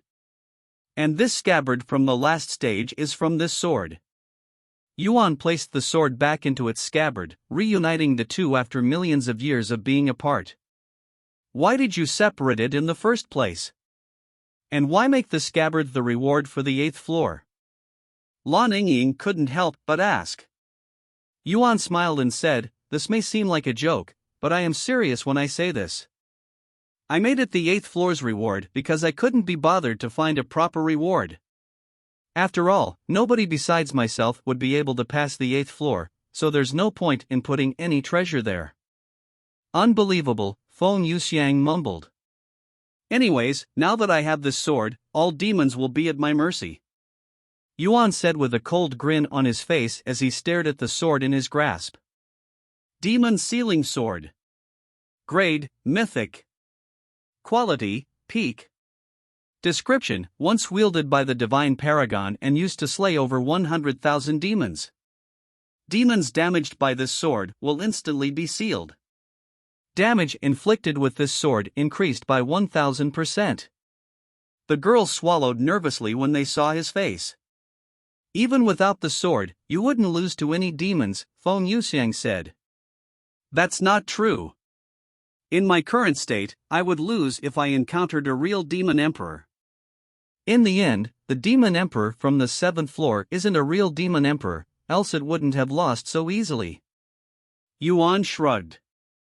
Anyways, now that we are done here, let's get out, he then said. They nodded and returned inside his body. Before leaving the demon sealing pagoda, Yuan took a moment to gaze at the scenery one last time. We will definitely reunite again, AI wrong, Yuan mumbled in a low voice before disappearing from the 9th floor, appearing back on the 1st floor a moment later. After storing the demon sealing sword inside his spatial ring, Yuan approached the exit and opened the door, leaving the demon sealing pagoda. Outside the pagoda was Yen Hara, who had a surprised look on her face for some reason. You're out already? What happened? You were inside for a much shorter time than your first attempt, she asked him. Yes, and I cleared the demon sealing pagoda, Yuan said with a calm face. Why you what? Yen Hara stared at him with a baffled look on her face. I cleared it. On the 5th floor, I had to fight 3 demons that were all at the same level as the demon on the 4th floor. On the 6th floor, I had to fight an abomination. On the 7th floor, I had to fight a real demon emperor. I didn't have to fight anything for the last 2 floors because there was nothing to fight. Yuan gave her a brief explanation about his experience inside the demon ceiling pagoda. 3 demons? An abomination? A real demon emperor? Yen Hara still couldn't believe it. Did Yuan really manage to clear the demon ceiling pagoda that hasn't been cleared since its creation in just a few short hours? Anyways, there's something I want to talk to you about, Senior Yen. Or should I call you Demon Sealer Yen? This is a very important topic that concerns the future of the demon sealing plan. What are you talking about? Still dazed, Yen Hara asked him. In response, Yuan retrieved the ring he'd acquired from the 7th floor of the demon ceiling pagoda as a reward and showed it to her. Do you know what this is? He asked her. Yen Hara's eyes widened with shock when she saw the ring. Impossible. Why do you have that ring? Yen Hara was so shocked that she fell on her buttocks. Yuan smiled and said, Let's go somewhere more private.